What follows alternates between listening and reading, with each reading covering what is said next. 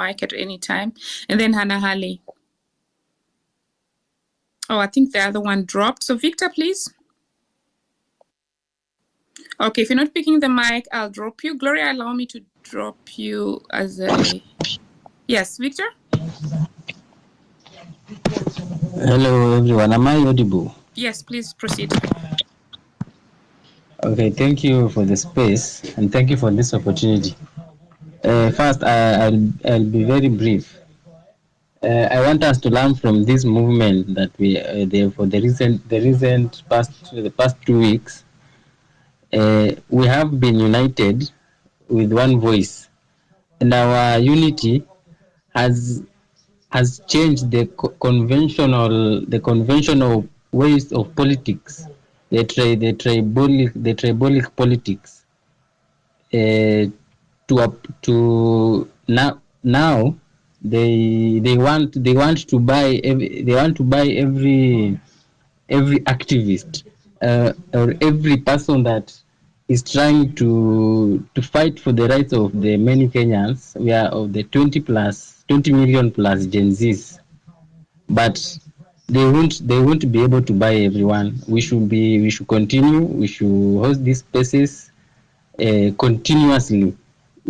Everyone should be able to learn and understand the importance of fighting for their rights. And I thank you, Hilary and Dr. Miguna, for educating us on this, and for embracing this opportunity and letting Kenyans understand the need to rise and to fight for their rights.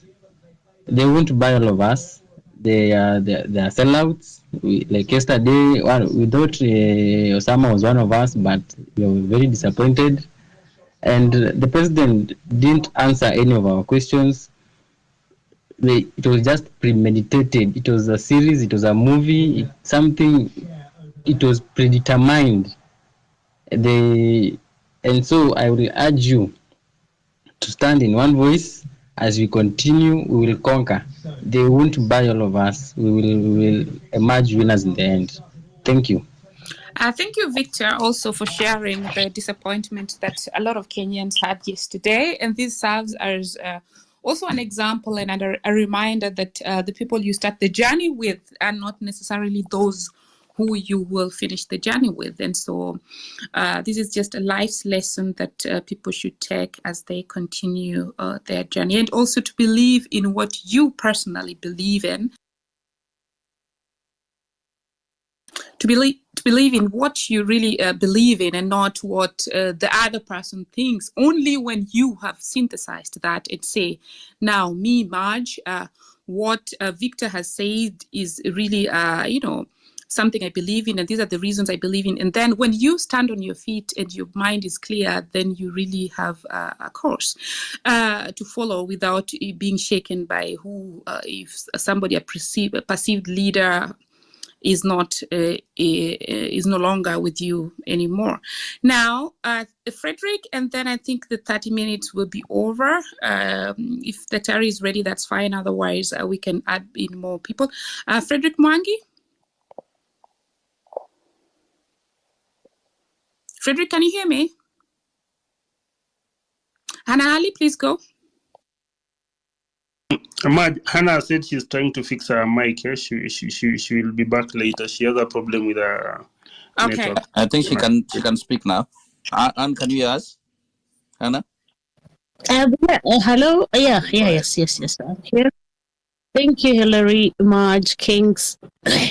There's always a problem with the spaces. Thank you, Kings. When I was as a listener, I could not hear the space. Last week I had the same issue. I had to change my gadgets. But anyways, that's not here nor there. Comparing to what people are going through on the ground, my condolences to the families of the fallen comrades and the ones in the hospital. Now, people are more focused, the ones who like sideshows, they're more focused on the sideshows. These sideshows literally to divert attention to the real cause. And what the regime is doing is exactly that. And I think they've managed up to some extent, because I do not believe that it's a coincidence. Same person who's been advocating nobody should host him happens to be the one who hosted him. If you could bear with me, Hillary and Madge, the reason I'm saying that is this person was, for me, and this is my opinion, for me, this person was never part of this movement, but it's Kenyans who gave them legitimacy. Because when somebody says I've been abducted and then comes back and then nobody questions anything, and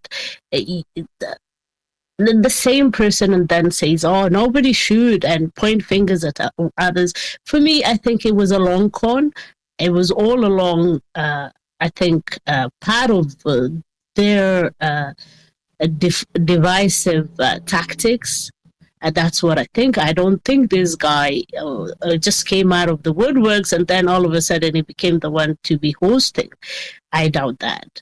I think the plan was there all along. And it's Kenyans who gave him the legitimacy because people followed him, people listened to him, people were arguing with him on the timelines and so on and so forth. And he's not the only one, and he will not be the first one. I think last week what Dr. was saying is we have to be vigilant. So we have to be vigilant. And part of that is to shut the noises that are coming, the sidelines, the sideshows. Now, I think we should focus on the movement on Sunday. What are people going to do? How can you be vigilant? How can you manage when you go on the ground, what you should look out for, and so on and so forth. But if we keep talking about what has happened and a space that was hosted, for me, I don't know. And the funniest thing, Hillary, is last night I saw the same person opening a space and people still went in their thousands. So mi sijui wa Kenya nani ametoroga, sijui tulirogwa na nani, but please, enough of these sideshows. A lot is at stake here. The whole nation is at stake. People have suffered enough. It's time to dismantle this system. We need a system that will deliver automatically without me screaming on top of my lungs. That is what the goal is. The goal is not just to divert attention. We need the IBC constituted. We need, I don't know who to go out. No, we kill the snake from the head, and if Ruto goes, then it's how do we fix this system? A system that has been there pre-colonial. We need that system fixed. So it's each day at a time. Now I think the focus should be on the Saba movement on Sunday. Thank you, Hillary. And I do kindly leave me there because if I drop down, I cannot hear what the good doctor and everybody's submissions. Thank you. And fix your mic and your phone. And thank you so much for your submission, Madge. Thanks. And so I just want to underline that the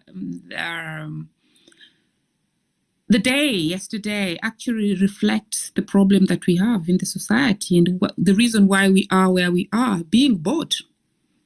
No, somebody was bought yesterday, but the government as it is and the MPs, some of them are political prostitutes, being bought left, right, and center. And when they do that, then we cannot have a functional government. So actually what happened yesterday is a disease that's really killing us. And that's why you have, non-performing people, but they bought their way in, or somebody is today in this party.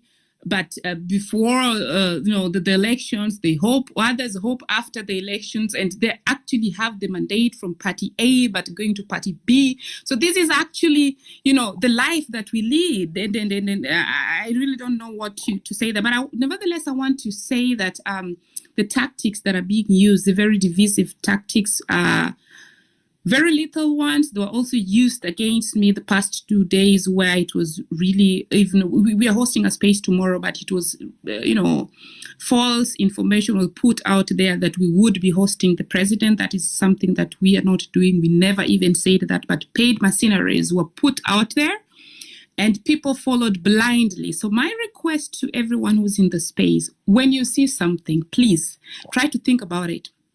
before you react, think about it. And think about, when I put this out, who's benefiting? What's the effect of it? Because some of you blindly, the past 2 days, supported the regime, very blindly. So guys, please, let's keep being vigilant and let's think about the things we do before we do. Terry, if you're ready, take a go. Otherwise, let us know so that we can pick other speakers. Thank you very much, Marge. I thank everybody. The first thing I would like to say is to agree with a lot of the sentiments that have been expressed. Struggles are never like wedding processions, or they are not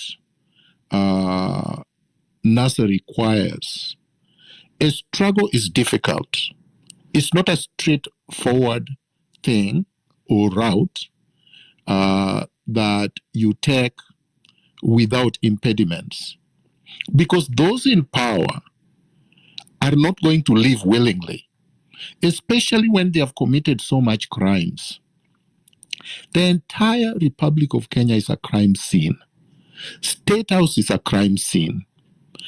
The obscene looting happening, supervised and presided over by William Ruto, is just too obscene to not pay attention to. As he was speaking yesterday, and I couldn't watch him, I haven't watched him because there is no reason to. Many Kenyans and their families have been burying dead people, dead comrades that were on the street peacefully and did not deserve to die. But he couldn't even acknowledge the fact that his police officers killed these innocent Kenyans. He hasn't acknowledged that. He apparently claimed, from what I'm reading third party for those who watched him, is that criminals snatched guns from police officers and shot innocent people. That's incredible. Who says that?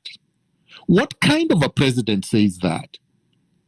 What kind of a president refuses to admit that what we saw, because it was on live TV, we saw them.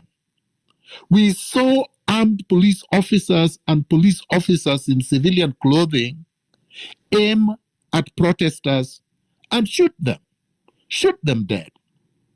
There was a sniper at parliament buildings that shot innocent Kenyans dead. These are not things that you expect somebody at State House to refuse to admit.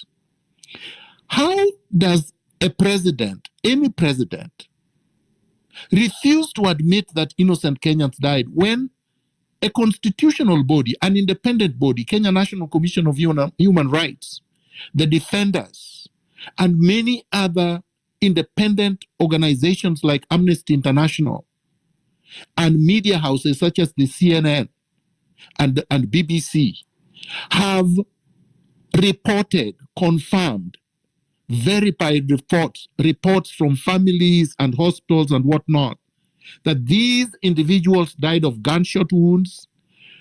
Forensic experts will tell you that the weapons from which the bullets were fired were government issued. He hasn't had any inquiry or investigations done, but he sits at State House, which he has not left since this thing erupted, and pronounces that criminals are the ones who are responsible. If he knows there were criminals responsible, what did the police do? What did the security services do? Why weren't these criminals arrested? We know, of course, that it's a bunch of lies, just like he tells all lies all the time. Did he take responsibility as the so-called president? No, he didn't. Did he take responsibility for the fact that it is his arrogant refusal to withdraw the finance bill before it went to the House that led to the protest, at least precipitated, triggered off the protest? No, he didn't. Did he recall or fire anybody? in the police because it does have power. In the security sector, the minister, the PS, the Minister of Defense that has been speaking carelessly, has he done anything to condole with the families that lost loved ones? Did he contribute, or did his government contribute towards the hospital bills, the bills for the morgues, the burial expenses? Did he call any of the families that lost loved ones? No, he didn't. So we have a rogue regime that has not recognized what it has done, the damage, the harm it has inflicted on Kenyans. On top of it, he then announces unilaterally that he has formed a committee, another committee, to do a forensic audit, he says, of public debt, without understanding that Article 211 to 214 provides that the Auditor General is the one who is supposed to do an audit of public expenditure, including debt, and then provide a report to the National Assembly Committee, the appropriate committee, that will then look at the report, and then if there are actions to be taken, then the appropriate government institution should take action. The Auditor General has already produced numerous reports about misappropriation of public expenditure, including specifically at State House since this government was installed in 2022, and nothing has happened.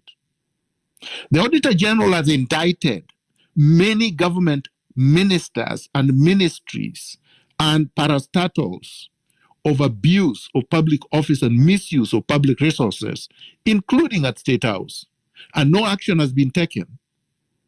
Ruto was claiming that he would only take action if somebody is taken to court. This is ridiculous. Because to begin with, that is not what political responsibility requires. Political responsibility requires that action is taken once public confidence, the public has expressed that their confidence has been reduced, or they have withdrawn confidence from a public officer. And we did that. Kenyans did that on June 25th in huge numbers. He has not resigned. None of his ministers have resigned. And he has not fired anybody. But he's arguing about taking people to court. Who does take people to court in Kenya? One, the DCI. He controls the DCI. He appointed the DCI director. And he seems to dictate who is to be arrested and who is not to be arrested, who is to be arraigned and who is not to be arraigned.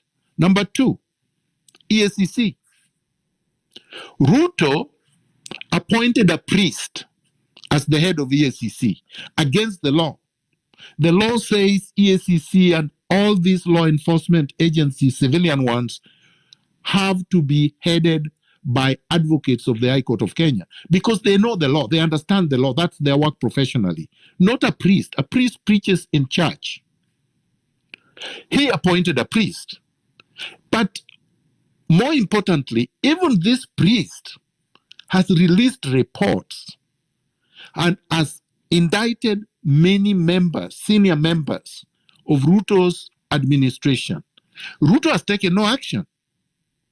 So EACC is unable and unwilling to take the ones with the highest responsibility in grand corruption to court.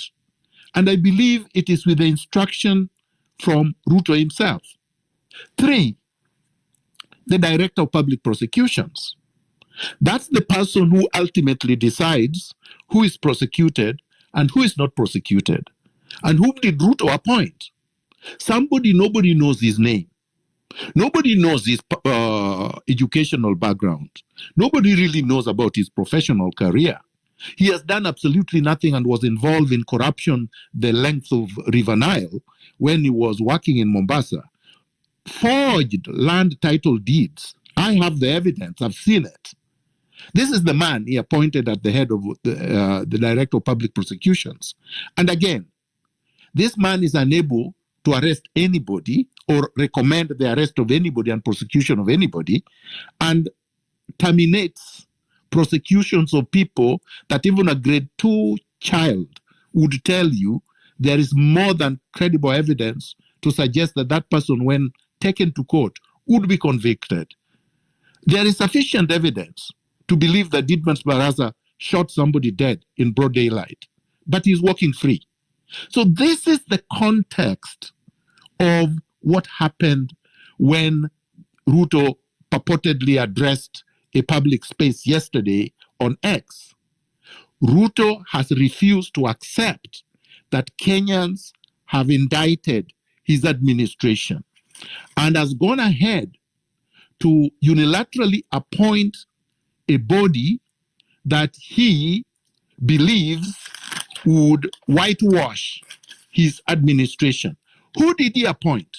First of all, forget about the fact that this body is illegally constituted because there is an independent constitutional body that is supposed to be doing what this so-called task force is supposed to be doing. So there is a duplicity of action and a wastage of public expenditure by purporting to institute this body. So look at the chair of the body, Nancy Asiko Onyango. What is Nancy Asiko Onyango's current position?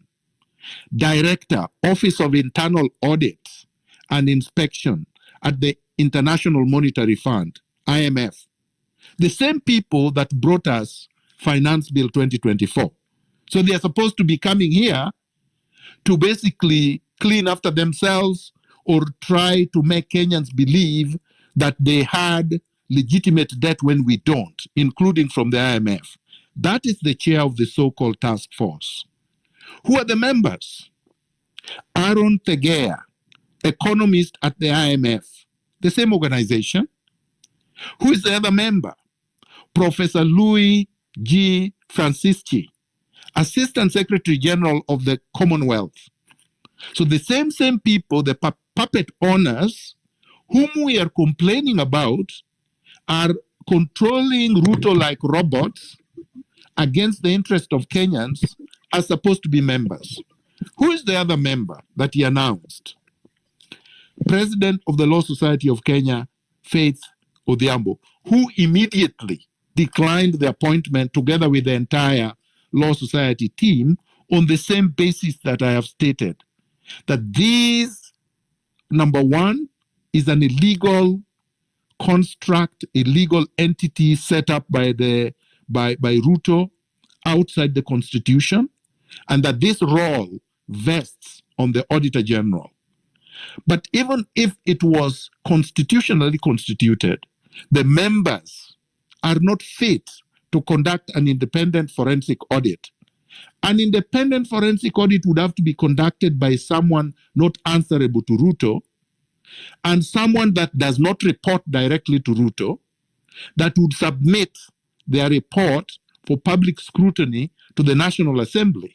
Even however captured it is, institutionally, it is the one where the report is supposed to be tabled. Furthermore, nothing stops the regime from submitting reports and documents regarding the so-called public debt currently to Parliament or to the Auditor General, or to allow citizens of Kenya to access the same information. Because we have a lot of accountants, we have a lot of forensic accountants in Kenya who can conduct on their own without billing anyone a forensic audit of the debt. It's not a very difficult thing. From what I have heard, from what I have learned, Ruto has essentially borrowed close to 7 trillion Kenya shillings, yet the debt that was outstanding when he came into power was 1.7 trillion. Where did over 6 trillion go? What has he done with it? I suspect that most of it has been stolen. So Ruto has lost credibility, and it seems like he has not learned that Kenyans have of buying people, of trying to use force, of using propaganda is going to get him out of this. It isn't. Next, Saba. Tomorrow is the 7th of July. The 7th of July is very important in our history because on July 7th, 1990, Kenyans in their thousands rose up in protests demanding for multi-party democracy. That is when Kenyans united, rose up. That is before, I believe, the Gen Zs were born. So this struggle did not start yesterday. This struggle did not start in June. This struggle did not start with the Finance Bill 2024. As I said a week ago, the struggles began against the British and have continued throughout. So each generation has had their protests, have had their maandamanos, have had their grievances, and have stood against the regime that is oppressing them. So in 1990, in Kenya, we had a one-party rule and a one-man rule. The man was called Daniel Arap Moi. The party was called Kenya African National Union, KANU. The party that, quote unquote, won independence elections in 1963 and metamorphosed into a de jure, a legal one-party state through a constitutional change in 1982. Moi ruled Kenya alone with KANU, with his cronies and a few mafia from 1982 to the eruption of Saba 1990, and continued to do so through 1990 and 1991 until 1992. That's when he gave in and allowed multi-party democracy. What were people complaining about apart from multi-partyism? One, Kenyans wanted detention without trial to end. The same thing Ruto is doing even under the new constitution. He's abducting people, detaining them, sometimes over the 24-hour limit without charge. That is what people are rising up against. People were rising up against abuses, human rights abuses. Universities and colleges and scholars were demanding academic freedom because at the time there were books that were restricted, that were not supposed to be used at the universities. In fact, Moi had categorized anybody with a beard as a Marxist, as a communist, as a socialist, and he targeted them for persecution. People could not just write freely. The press was not free. People were demanding freedom of expression.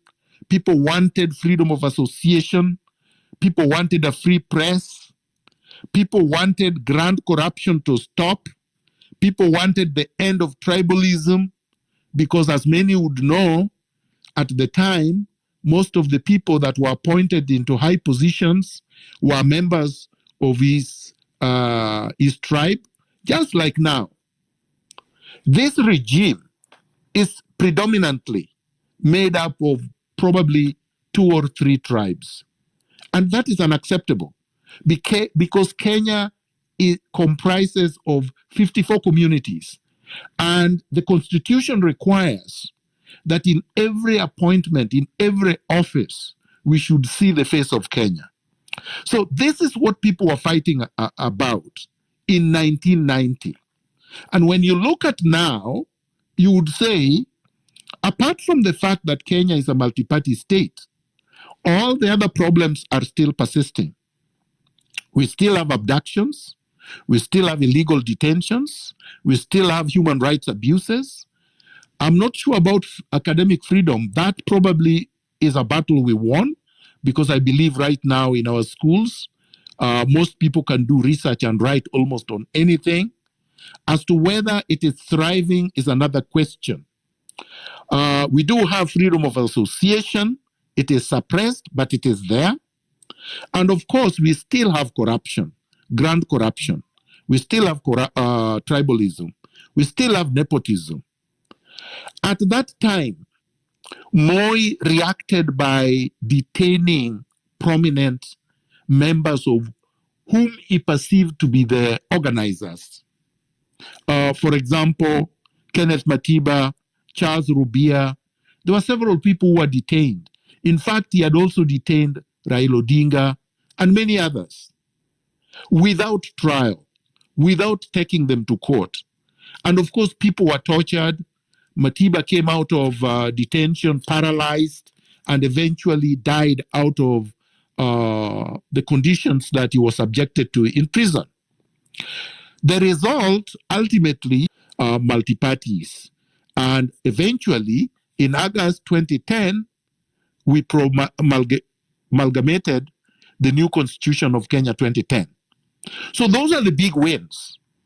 But we did not make these gains without a struggle, without risks, without people suffering.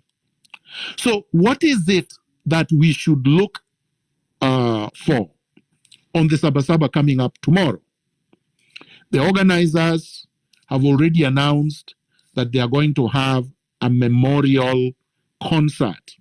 They are going to celebrate the lives of those who have lost their lives during the protests, and they are going to reaffirm our commitment for the values and the grievances that Kenyans rose up against, which was not just Finance Bill 2024. A lot of regime-friendly media and propagandists are only talking about Finance Bill 2024 and talking about it as if it has been withdrawn and as if it cannot be brought back. And as I said last week, Finance Bill 2024 is alive and will become law on the 16th of July automatically, because the law says that if the president does not assent to it and nothing happens in the National Assembly, the bill becomes law automatically in 21 days. So on the 16th of July, Finance Bill 2024 is the law. So really, we have not made any gains. I want to disabuse ourselves of that. We have lost people, goons. We have had a lot of us compromised, but there is no gain, no singular concrete gain that we have made. So I think the challenge on us is to do this on Saba Day. If we are going to honor the lives of all the people that have lost their lives and all the people that have been injured and all the atrocities that have been committed in the name of these demands, we should show up in large numbers at Uhuru Park. We should show up peacefully. We should dress in black. We should carry our flags. We should play our music. We should have the images of all these heroes that died. And we should singularly tell the regime that Ruto must go. Ruto must go is an anthem not just targeting has committed and continues to commit. All the corruption and looting that it is committing and continues to commit. It has committed and continues to commit. And all the arrogance that the regime, starting from Ruto going down, continues to exhibit. The chest thumping, the dismissive statements, the inability to address Kenyans on concrete issues, like Ruto refused to answer any question that the media, any of the to say for now. I think we should not allow. Kenya belongs to us, not to Tumbocrats who are looking for handouts. I will deal with one other issue. People say, oh, some of us are opportunistic. That's why we are supporting the protests. Forgetting that some of us have been protesting against injustices since we were teenagers. We never stopped. And forgetting that the opportunism can only be exhibited if there is a gain that is imminent. There is no gain here. There is no election. There is no government anyone is fighting for. The people who are opportunistic are there cutting deals at State House, looking for appointments. Many of us do not want appointments in this government. Look, somebody said I should become a CAS when I return to Kenya in October 2022. What did I say when I was interviewed by Ageo? Even before then, I said the CAS position was unconstitutional. And even if I was offered the position, I would not take it. Because we have to make a stand based on integrity.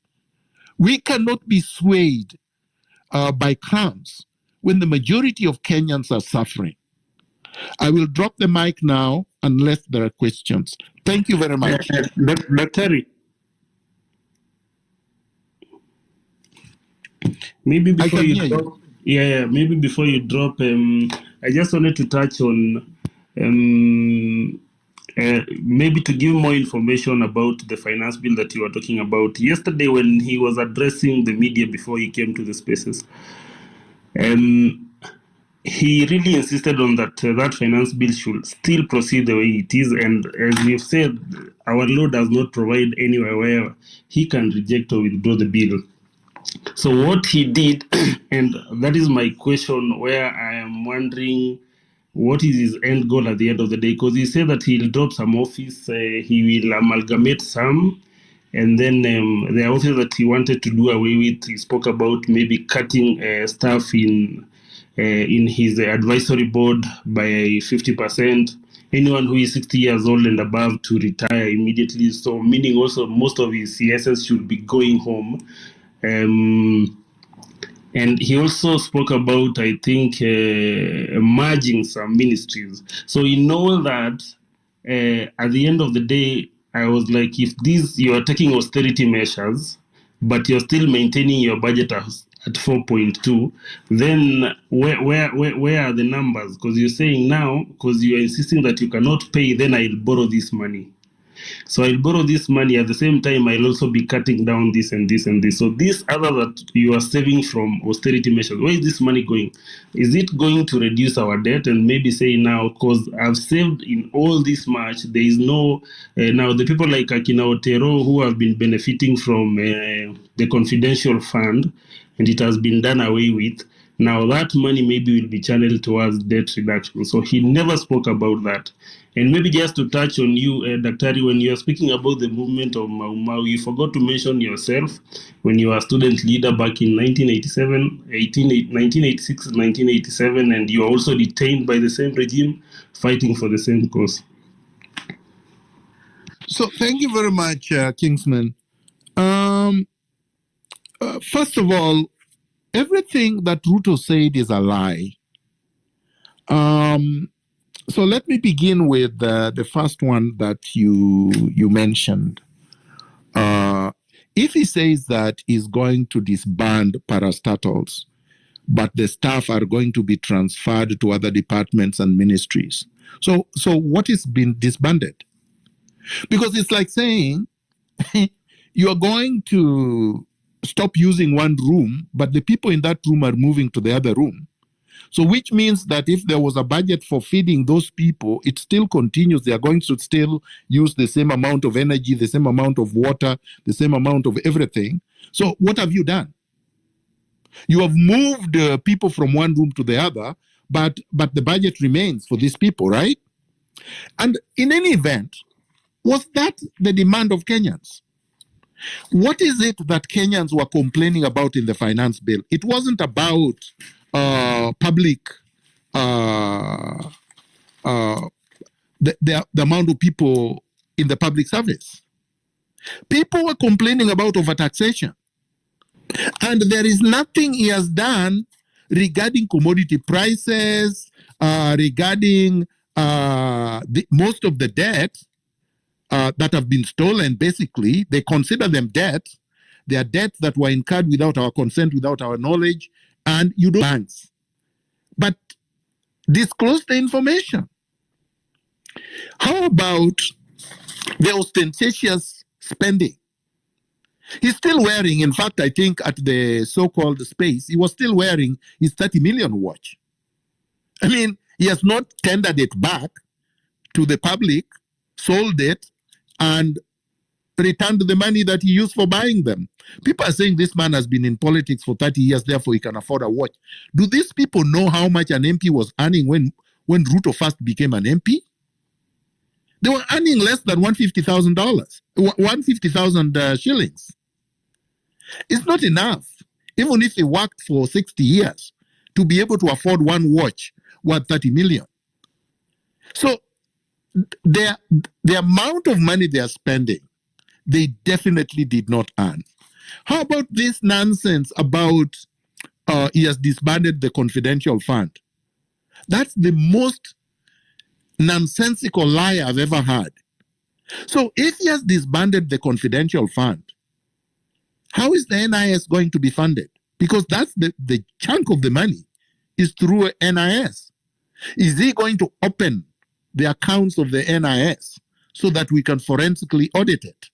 Because that's where they put most of the loot and they take out so that you don't see it. No, he will never open the accounts of the NIS. So therefore, this allegation that he has disbanded the confidential fund is a red herring. It is neither here nor there. And it has nothing to do with what the demands were. Has he fired anybody? No, he's talking about I may. He's saying if somebody is charged, I will fire them. No, Ruto constituted this government consciously. He constituted a government of crooks for crooks consciously.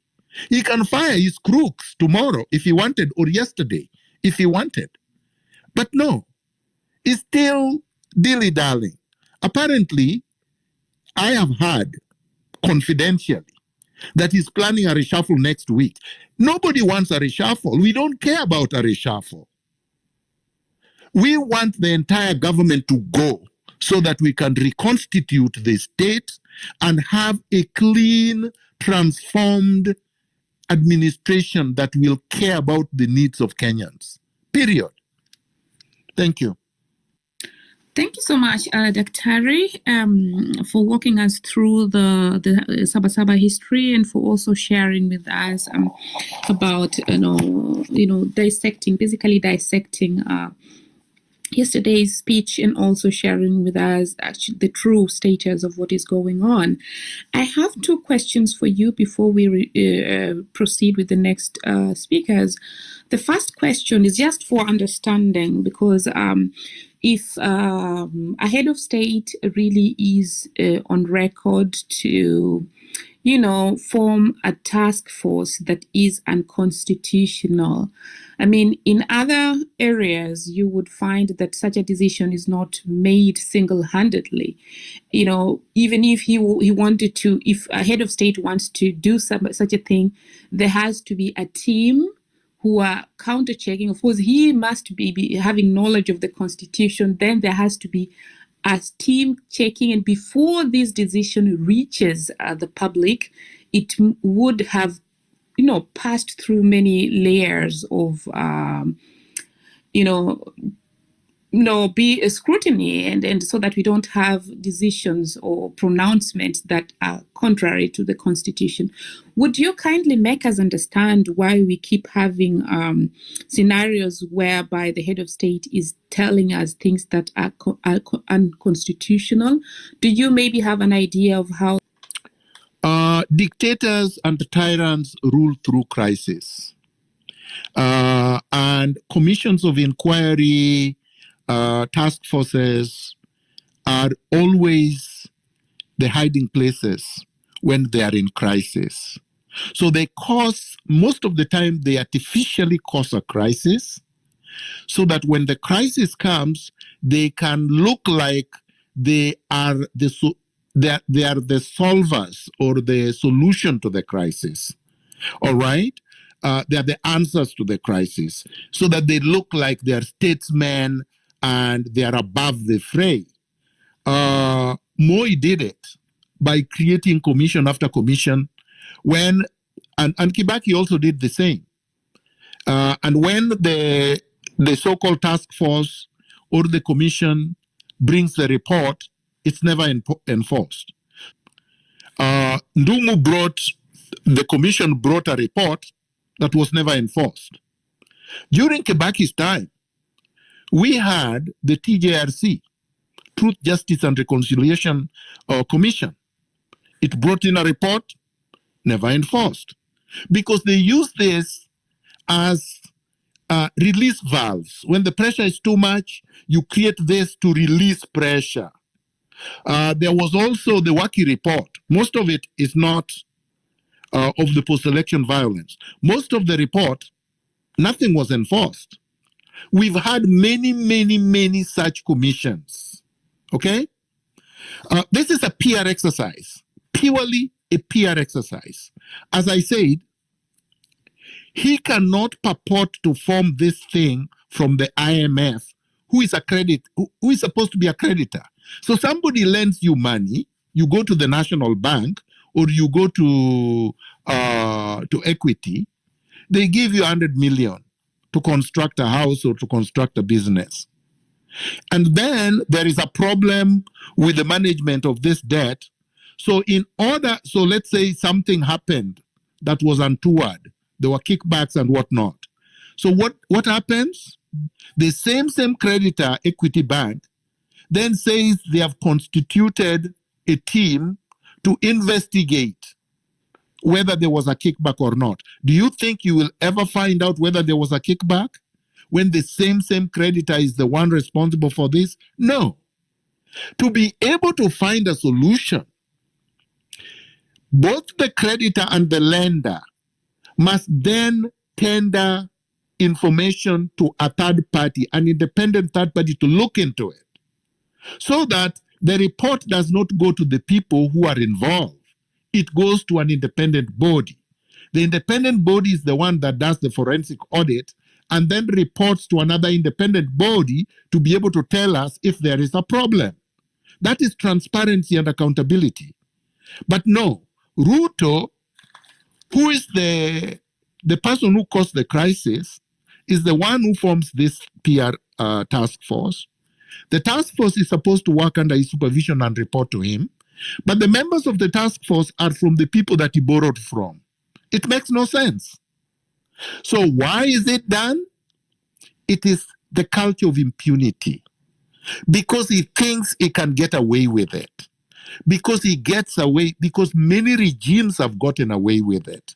Because the president cannot be sued and cannot be charged. Because he's immune under the Constitution. So he thinks all you need to do, because this is what has happened before, is to just ride the storm. You remember there was a KEMSA scandal. Nobody went to jail. Uhuru Kenyatta retired, and every month he's paid over 100 million, and he's just going about the world drinking. What about the NYS? Waiguru is now a governor and has staff. Nothing has happened to Waiguru, nothing happened to Uhuru. How about all the other scandals, including the Eurobond and many others under Uhuru's administration, some touching on Ruto himself? Nothing has happened. So because nothing has happened, Ruto believes nothing will happen with respect to him as well. The unfortunate thing about this for Ruto does not mean that you or anybody else afterwards will be allowed to get away with murder. And unfortunately for him, I would want to encourage us to put meaning to that statement. Let's say enough is enough, and let's gather in large numbers, and let's cause a crisis, and let's dissolve Ruto's regime. Thank you so much, Dr. Harry, for the really intensive explanation. Just a moment, Kingsman. Thanks for the very intense. Kingsman, would you kindly mute your mic? Thank you. And so that explains really the rot in the society that even makes our leaders also behave the same way, whereas they have the legal and ethical and moral obligation to do the right thing, but they don't do it. So we need to have a reset, absolutely, even in the society, not only the leadership, but also in the society, because really we give back the same thing. But before I give the mic to Kingsman. Mark, as you give your mic, I want to remind our people that let us be very, very patient, because we have more than 100 people requesting a mic, so we cannot give everyone. Thank you much. Thanks, Hilary. So before I give the next person, before I give Kingsman the mic, I'd like to request the next speakers to really, be precise with their questions, and then just channel those questions to Dr. Harry, and then we'll pick 3 people to answer to ask those questions, and then Dr. Harry can respond. But if he wants to respond in between, sometimes there is a question that you're burning to respond to, then he can do that. So the order will be Mitch, Oichi, and then Mebs. Okay, Kingsman, over to you, and then the speakers can ask the questions.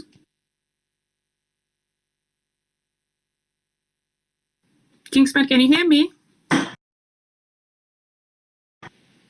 Kingsman, can you hear Madge? Okay, we'll let Mitch go, and then Hilary, please text him to tell him that we cannot hear him. Mitch? All right.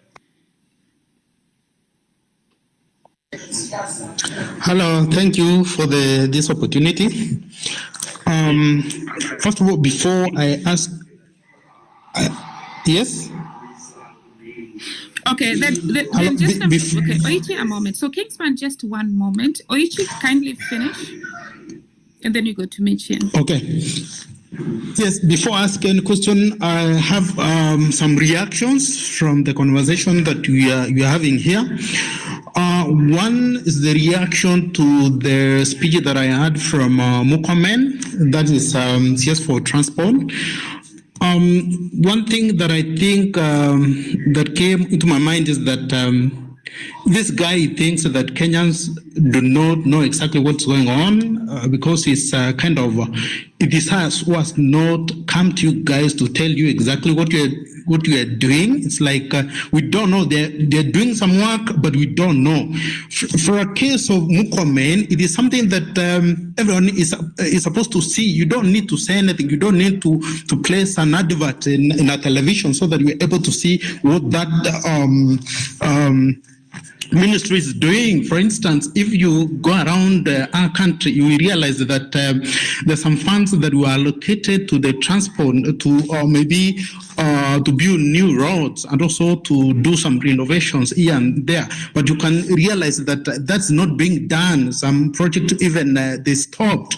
So you wonder, even if you look at I don't know what happened with the roads, because it's like the road ministry. There's some roads that are supposed to be done by the national government. The other roads that are supposed to be done by roads are assigned maybe to members of parliament, others to the county government. But if you go around, you realize that all the resources that have been assigned to these governments, they're not being utilized. The roads are not being built. They come and do 1, 2, 3, and then they take some photos, and then you realize that nothing much being done. It's only that people are not responding. People are not kind of holding them accountable. But now this is the time, the technology that's being used to address some of the issues that we're seeing in our country. And another thing I think I need to react to it is on corruption, which has been an issue. If you look around Africa, you may realize that most countries in Africa, they're not kind of developing. Nothing much is going on. And from 1 year to the other, they always come up with the budgets. And there are some things that they need to focus on. For example, why do we need some youth maybe to go to Western countries to look for job opportunities? Something that they know that we need to do here is something that we read about. Industrialization, something that happened in Europe. Why can't they do them here? And then you see some people, like some county government, they have assigned a kind of, they have allocated a particular budget for people to go to different countries to benchmark. What are they benchmarking? Because they didn't know exactly what is supposed to be done. We know that we need to have industries. That's what we create job opportunities. And if we are not focusing on that, and if we are focusing on other things, then it means we are doomed as a country. So what's happening actually with the from national government to county government, it's like corruption is like in large scale. Yeah. And I think that's what brings a big issue in our country. And that's why everyone is hungry, because what is supposed to be like services that are supposed to be even for free, that's not being provided by national government, or no one cares in this position. They don't care. What they care about is about their families. Another thing, maybe 1 minute, please, on there's a big issue on conflict of interest. Land, please. Okay. Yes, 1 minute, please. Yes, please. Yes, on the issue of conflict of interest, I think also it is a big issue from the national government to county government, whereby you realize that the people who are doing business with I don't know if there is maybe also something that Dr. Miguna can respond to this. Do we have a law that clearly states something to do with the conflict of interest? If you are an employee of government, then you are not supposed to do business with the government, including the relative, because here they are using proxies to conduct a business, and that's how they get this amount of money that we are seeing people that they're carrying, and they're going to for donation, something of the sort. I think one last point. Now, for this, what is being pushed is that we need to focus. Let's just also be mindful of other people, you know. Yes. Okay. Oh, thank you. Then let me end at that point. Thank you. Thanks. Yes. So now, moving forward, I'd like to just underline again, it's 2 minutes each, and we are not restricting because we do not want you to speak as long. We know that the 2 minutes are very restricted. So kindly do prepare your points so that you can deliver them within 2 minutes. After the first minute, I'm going to raise my hand. Look at my profile. You'll see that. And that when I do that, it means you have 1 more minute to go. And I do not want to cut people short by just saying land, because, you know, it actually also distracts, you know, your train of thought. So please, let's abide by that. Kinsman and then Mitch.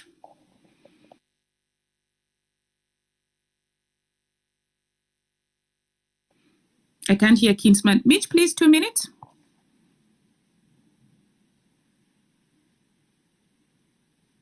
Yes? Hilary, can you hear her? I cannot hear her. No, I can't hear Mitch. Mitch, we can't hear you. You have a problem. So, then Maps, please. Hi, can you guys hear me? Yeah, we can hear you, Maps. Okay, thank you. Thank you, Hilary. Thank you, Dr. Miguna, for your time. I'll be very brief because we don't need to go back to the scripted X-Space that Ruto held yesterday, because if you want to hear the opinions of Kenyan people, because this is not a Gen Z movement anymore, it's millennials, it's all Kenyans, you have representatives in all these spaces. Right now they're listening, so they know what we are really doing. So you don't send their Robert Alai, who works for the government, to ask questions, because he doesn't represent the views of people on this cause. I heard him campaigning about the jobs that he is really securing for the youth in Germany. I will tell you for a fact, because I live here in Germany since 2007. This is the most difficult job market, despite the shortage of skilled workers that we have in these countries. Without the German language, you cannot work in Germany, because Germans don't need engineers from Kenya. They have enough engineers here. Yeah, what they need are cheap labor, who actually they can also get from Eastern European countries. Yeah. So okay, Mebs, I'm yes. going to interrupt you there. We have we have to put out correct information. You know, Yes. so when Ruto speaks about Poland and says that Poland needs labor, so Ruto was wrong about Poland, but Ruto is right about Germany. You know, even the clock, a broken clock is right once.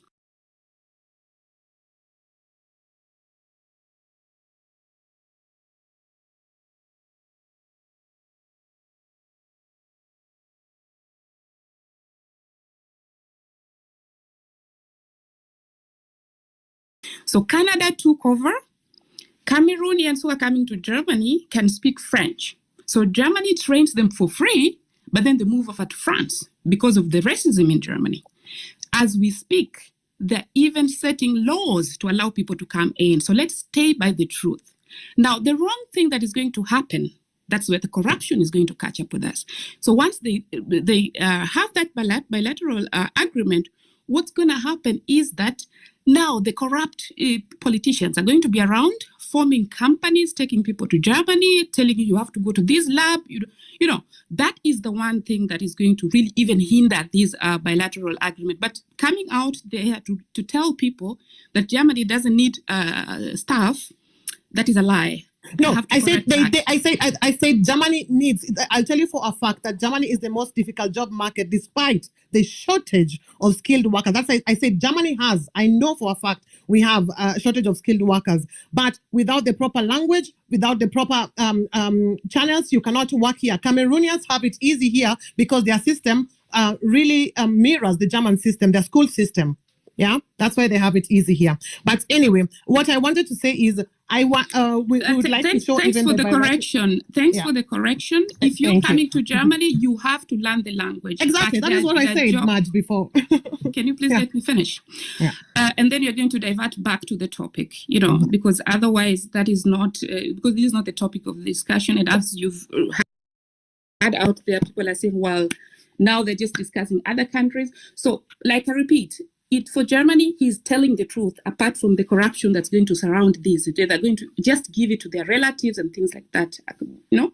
But really, other things about coming to these other countries, we can talk about them another time. So do take your last minute to really just say something on the topic. Over to you, Max. I had a question for Miguna, because we know that the 50 CAS positions were also unconstitutional and they were still in position. So what do we do about our president, who always keeps giving us the middle finger all the time, coming up with this unconstitutional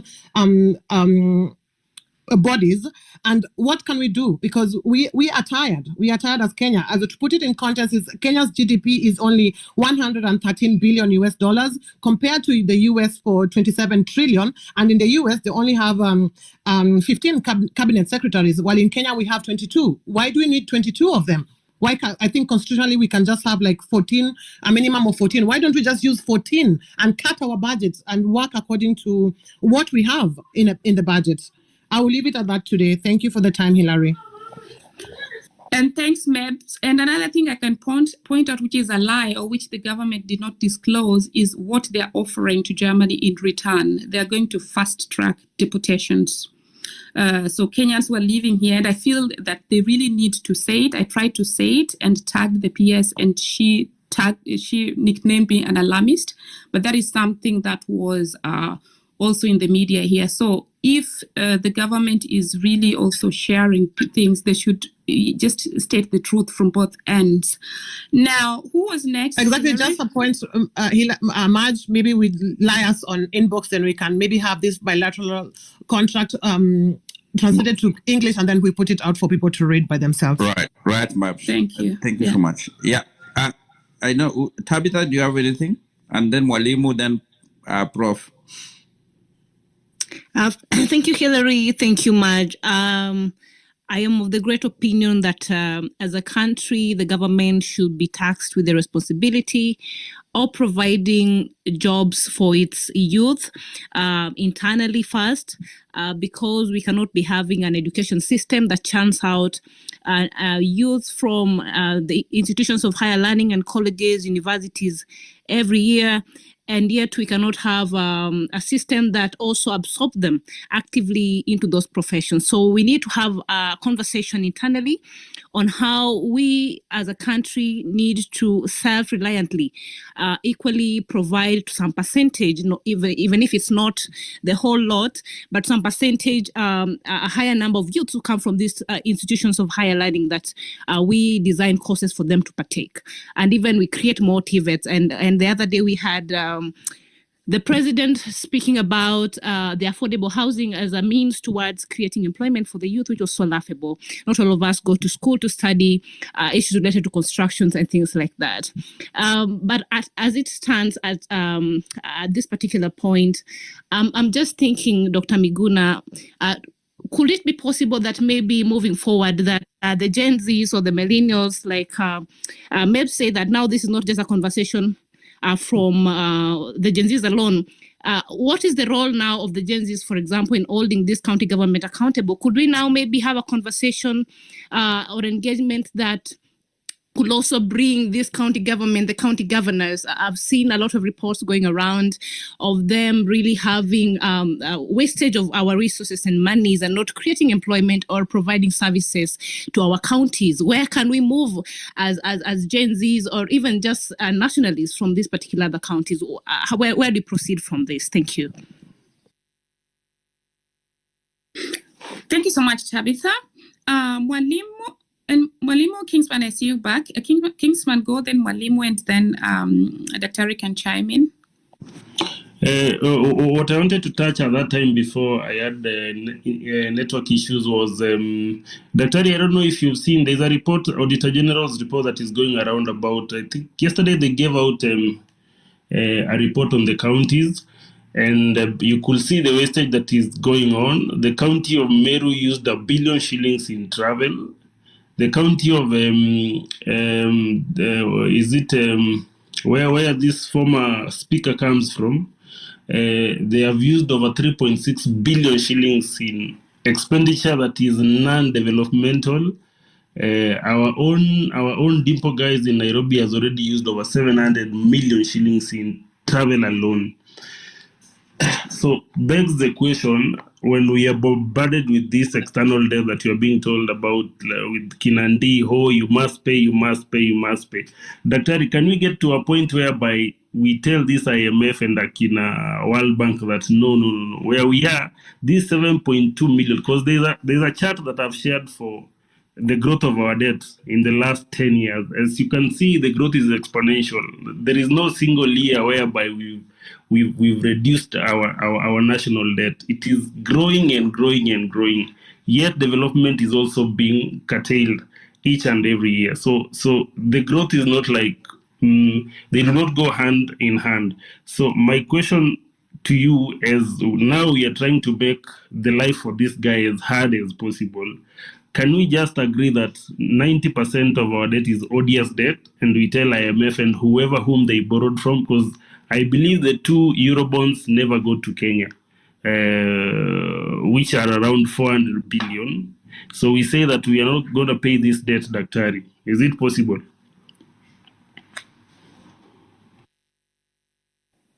Thanks, Kingsman. Mwalimu, if you can proceed, and then we will see the point where Dr. is going to take on the questions. Mwalimu, please proceed. 2 minutes. Yeah, good evening, ladies and gentlemen. Thank you. My name is Mwalimu Simon Gishuke. My home county is Kirinyaga from Gishogo constituency, and I'm loving whatever conversation we are having here. Myself, I live in Nairobi. I'm in construction industry. Being Mwalimu has been a long journey, and myself, I'm working in a different industry, having studied education. I studied Pare kwa Muhindi, India, and whatever I've been doing. Mwalimu, your mic is bad. Because your mic is bad. Mwalimu, there's something echoing. I don't know. Are you using headphones? Yeah, now it's Hello? better. Yes. Can you hear me now? Well, kindly proceed. One moment. Yeah. It's much better.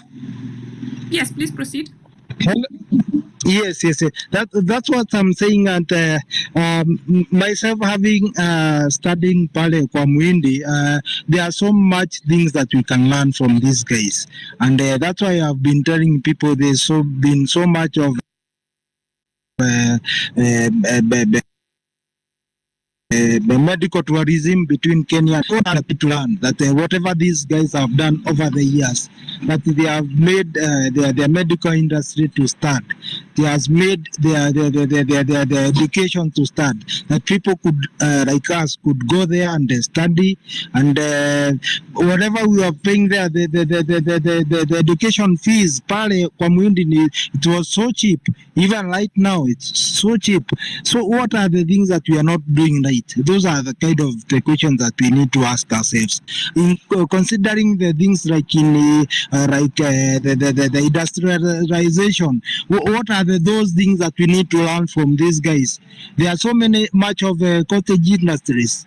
Pale viatu zilikuwa zinaundwa kwa nyumba. Lakini mwalimu, sasa sio kwa ubaya. Yes. Tulikuwa hii topic hii hapa ya preparation ya Saba and nini. Because unajua tukiongea hiyo yenye unaongea ni ya muhimu sana, lakini ndo tuweze kuongea in a structured manner.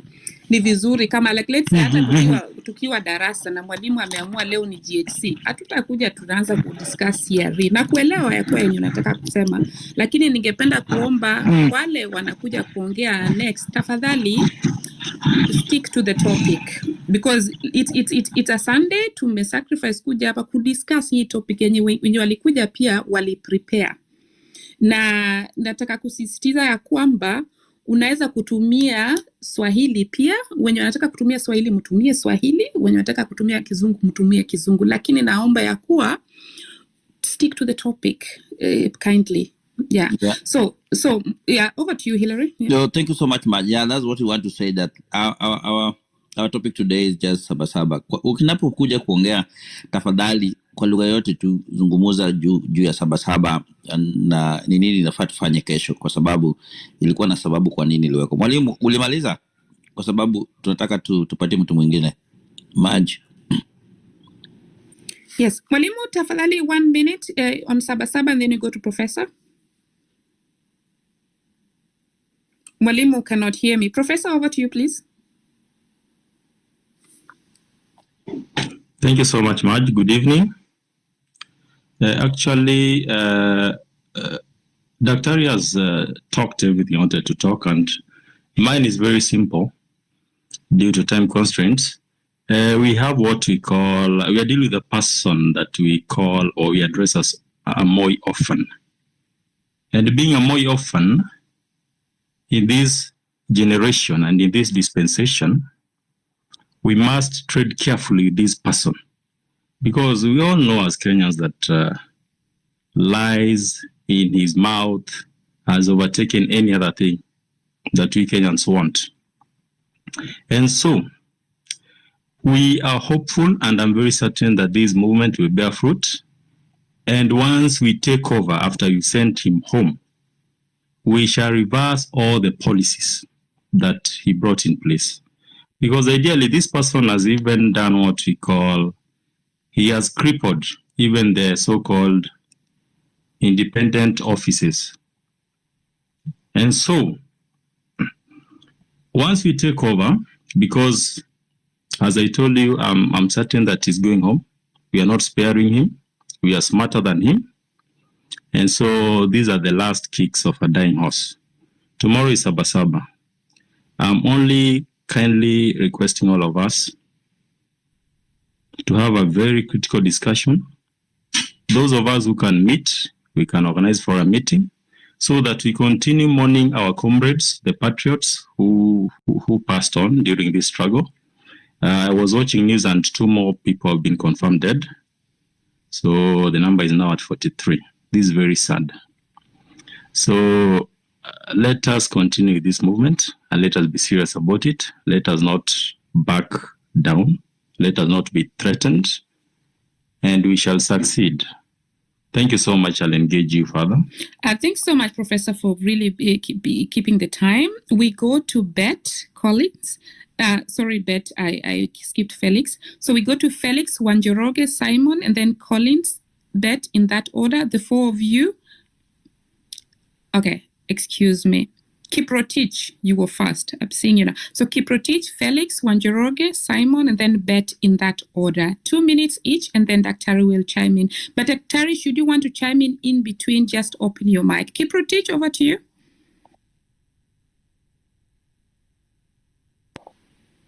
Kiprotich, going once, twice. Okay, Felix, next. Thank you. Can you hear me? Yes, loud and yeah. Right. All right, thank you. So for me, because we are talking about Saba, let me say I'm one of the millennial come Gen Z. So I can only say it's what I read in books. It's what I know about Saba. But going forward from tomorrow, I want to wish those who have died to rest in peace, and those who are in hospitals, quick recovery, as my opening remark. So being that I'm seeing many people around, including politicians, I want to say this. To be someone who has a unpopular opinion, like Dr. Miguna himself, I'll say one thing. Ruto might be here to stay until 2027. Be it Saba, the only thing we can do as citizens, let's hold him accountable. That's the only thing we can do. Being that we are in a democratic country, this guy got, I don't know if they stole or they won it fair and square.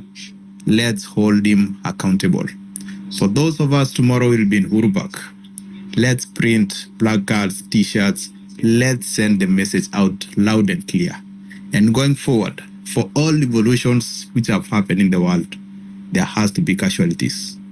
Those who have to pay the price for the rest to enjoy. And what I have to offer for myself is, maybe I'll be one of them who will be a casualty, or I will enjoy the freedom. Being Saba, let's come out and let's stay strong. The guy we are dealing with, the same way he has been called is an Moi orphan. He believed he could behave like a dictator, but we thank God for the 2010 Constitution. And for those who fought for it, being Saba, we will really celebrate them. For me and for the rest, let's meet tomorrow. Let's send out the message strong. Let's stay vigilant. Let's hold the guy into account. That's the only thing we can do. Our problem is not paying taxes. Our problem is how we use the taxes. Our problem is not about the debt we take. Our problem is, are we using the debts we are taking the right way? That's the only thing we should be doing from now up to 2027. And if we are not careful in 2027, the guy again, let's be careful, might come through again to be the president for the second time. If we don't take care, let's hold him accountable. Let's take care so that when that time comes, we make the right decision. Thank you. Thank you so much, Felix, also for staying within the time and for your sentiment. Wanjoroge, Simon, and then Collins. 2 minutes each. Okay, evening, everyone. So mine is just about having listened to Dr. Miguna and the history behind that he's shared. From independence to why we have Saba, the 1992. So I think there's a phase at which each and everything pops up. And moving forward, I'm a millennial, and also having supported the Gen Z in what they did, I think it's only fair now moving forward, next 50 years, what's the thought process that shall dictate what we need, what is needed to be presented to the people. Back then it was land and education, opportunities. We got that. We did our constitution. We have good documents that we can refer to.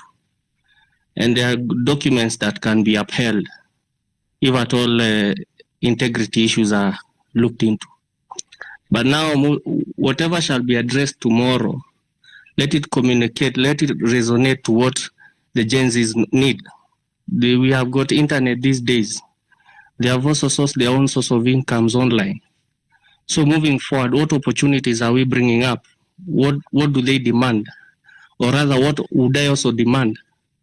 I don't need to have the government look for a job for me outside. Why doesn't the government promote me, ask me what do I need to do or what can I do for the support? I think it's only fair to say that we have got enough for everyone and enough to invest in ourselves. So matters to do with corruptions, those are things that we have got documents to be addressed. But now let's also relate to what next. We may say we will do away with someone out of office, but that's it. But what next? The person to enter that position.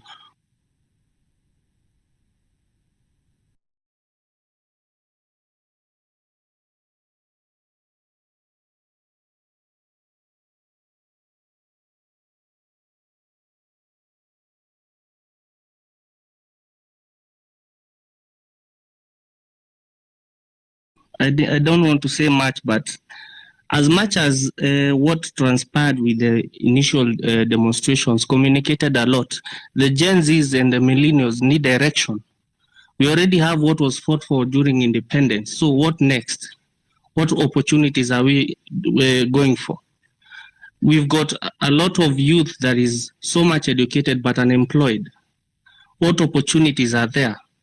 But saying that you are sourcing for opportunities out there, yet there are some other barriers out there that, as you say in Germany, one needs to be conversant with their languages and matters to do with racism. Some of us have got ideas that we need to be invested in. I can present an idea, people contribute, and something pops up, employment pops up. Yeah. So our Saba needs to be guided. Let it not be personal to attack someone, but it's 100 years from now. This is a revolution. 100 years after, something else will crop up. Mine was just that. So let's not lose focus with what we want as an agenda. Mm-hmm. And also let's not forget that we already have representation. Yes. But we need to stand guided. Guys, my voice sounds very not as intimidating, but you guys are going to force me to crack the whip on you. If it's 2 minutes, it's 2 minutes. And when you're taking 3 to 4, you're being Maj, I can't hear anybody. Okay. Who is speaking? It's me Hello? speaking. Is Maji speaking? Can you ask Dr. Hello? Yes, Dr. Dr. Dr. we can hear you. Go text him, Hillary. Yeah. Yeah, let me text him. Yeah. Yeah. Mm. He can log in and log out and come back. Guys, okay. Maji, can you hear me? Yes, I can hear you. Who's speaking? I can hear you. Simon should go and then Kolo. Oh, okay. Simon, can you go ahead and then Kolo? 2 minutes each. When I raise my hand, the 1 minute is over. Then you know you have 1 minute left. Simon?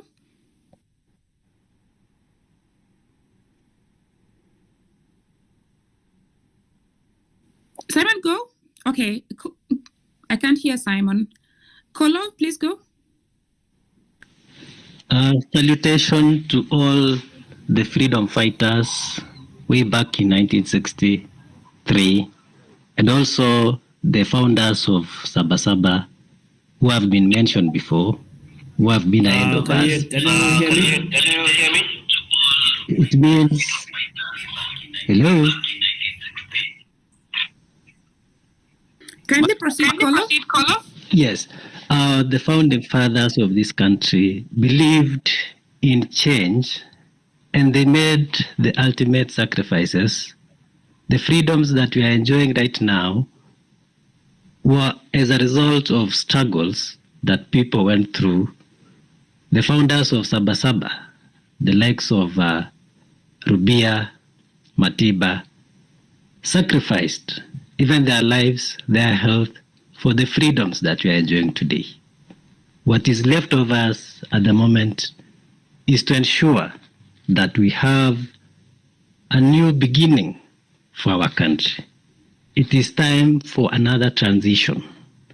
Looking at the corruption, the way it is so entrenched in every institution of our country, be it recruitment, be it the county government, be it the national government, be it the judiciary, corruption is all over. Opulence, nepotism. These are the vices that we must stand up and fight against in this Saba Saba. Tomorrow, let us turn out in large numbers to remember our fallen heroes and heroines as we strategize for the next move.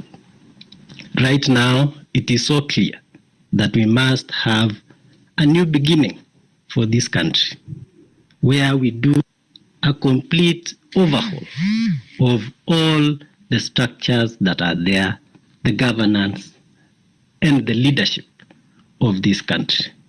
The time is now or never, because we've lost our country.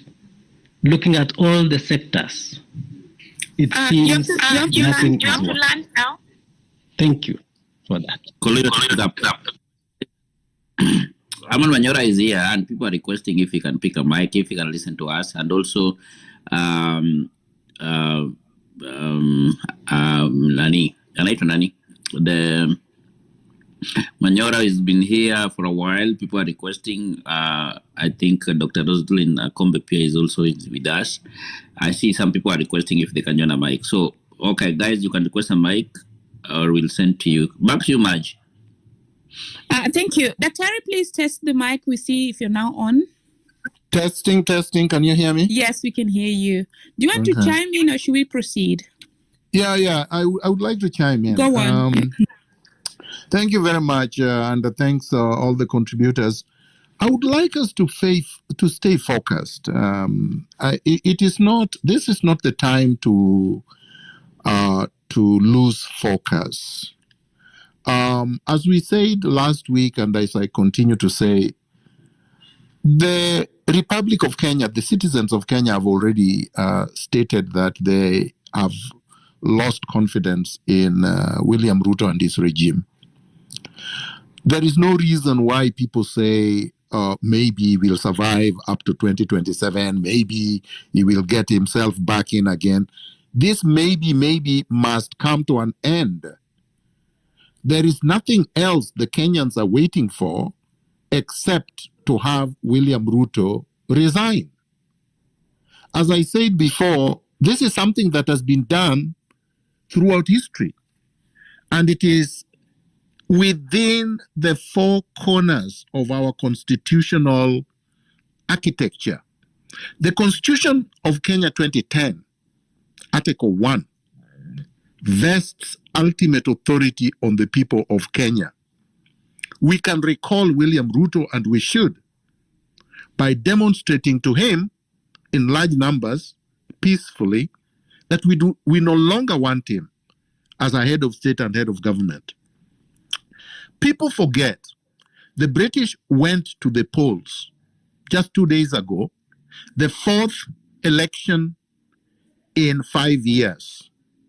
Every time the British express disaffection or lack of confidence in their government, they hold elections. And it doesn't matter whether the other government was just elected 1 year ago or 6 months ago, they will hold another election. And the prime minister resigned, and we have a new prime minister. You don't have to wait for 5 years to recall anyone. The Constitution of Kenya does not say that. It does not give anybody tenure for 5 years. You have a right to exercise your sovereignty under Article 1 by telling Ruto that you no longer have confidence in him, that you no longer trust him, that you no longer believe that anything he says or does is in your best interest, and you recall him. It's done all the time in South Africa. They recall their presidents within the party. And here we have it within the Constitution to do so. Now, regarding the issue of conflict of interest, I believe the law is already there. The penal code has provisions regarding fraud, regarding theft, regarding misappropriation, regarding acts that are not legal, that are used by people in power or in positions of influence or in public office to acquire wealth that they otherwise are not entitled to have. The Constitution, chapter 6, the integrity provisions already provide for that. There is ethics and anti-corruption legislation that created the EACC that also provides for issues to do with conflict of interest. There are politicians who have already been charged with breaching conflict of interest laws. We don't need new laws. Kenya, we have more than enough laws. All we lack are men and women of integrity that will enforce those laws. That's all we lack. So let's not get confused about laws and whatnot. You saw that when the legislation was taken to the Senate, people like Olekina watered down a legislation that had been taken there, notwithstanding the fact that I'm saying we don't need that legislation. But even the one that they just drafted, they made it completely useless. In other words, don't trust these legislators, don't trust these people holding power, no matter which party they belong to. They are all hyenas that want to eat the sheep, who are the Kenyan citizens, through their taxes. They want to bankrupt the country so that a weakened citizenry, a pauperized citizenry, cannot have a say and cannot bring them to account. Now, regarding William Ruto, please proceed. I've muted the person whose mic was on. Right. There is someone who said that William Ruto has given the country the middle finger. Why don't we work within our budget? I think we've already been through that and established that this is not a person that can be brought, can bring himself within the requirements of the law. Is ungovernable. He does not respect the rule of law. He does not respect the Constitution. That's why he appointed people that did not meet Chapter 6 of the Constitution into public office, because he doesn't care.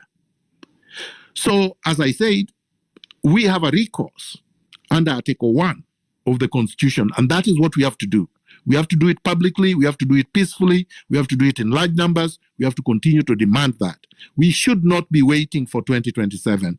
If we do, William Ruto is going to reconstitute an IBC that looks exactly like the fake task force that he did yesterday to serve his personal interest. And then the IBC that he has reconstituted will be a rubber stamp to coronate him in 2027. We cannot actually betray the people who have died and allow him to do that. Now, Tabitha said, spoke about employment abroad and whatnot, and stated something that I agree with. The role of a government is to create jobs in Kenya and develop Kenya in Kenya. So this nonsense about exporting workers to wherever is just that, nonsense. A country cannot spend millions of shillings educating each person, training them, only to take them out to go and work. So that's basically not just a brain drain. It's also a sabotage of your economy. Because how are you going to recoup the money that you have used to educate and train these people only to ship them outside to go earn menial jobs and develop other people's economies? Now, the issue of Kingsman said about the Auditor General's report, whether we can tell the IMF and the World Bank that the debt that is outstanding is odious debt and that we are not going to pay. Exactly. This is precisely what we should do. We should not pay debt that was illegally obtained, that did not come to help the people and the country, and that we are repaying so that these people can become billionaires. By the way, it's big business. Senior executives within the IMF and World Bank and managers are in bed with our thieves, and they are just stealing.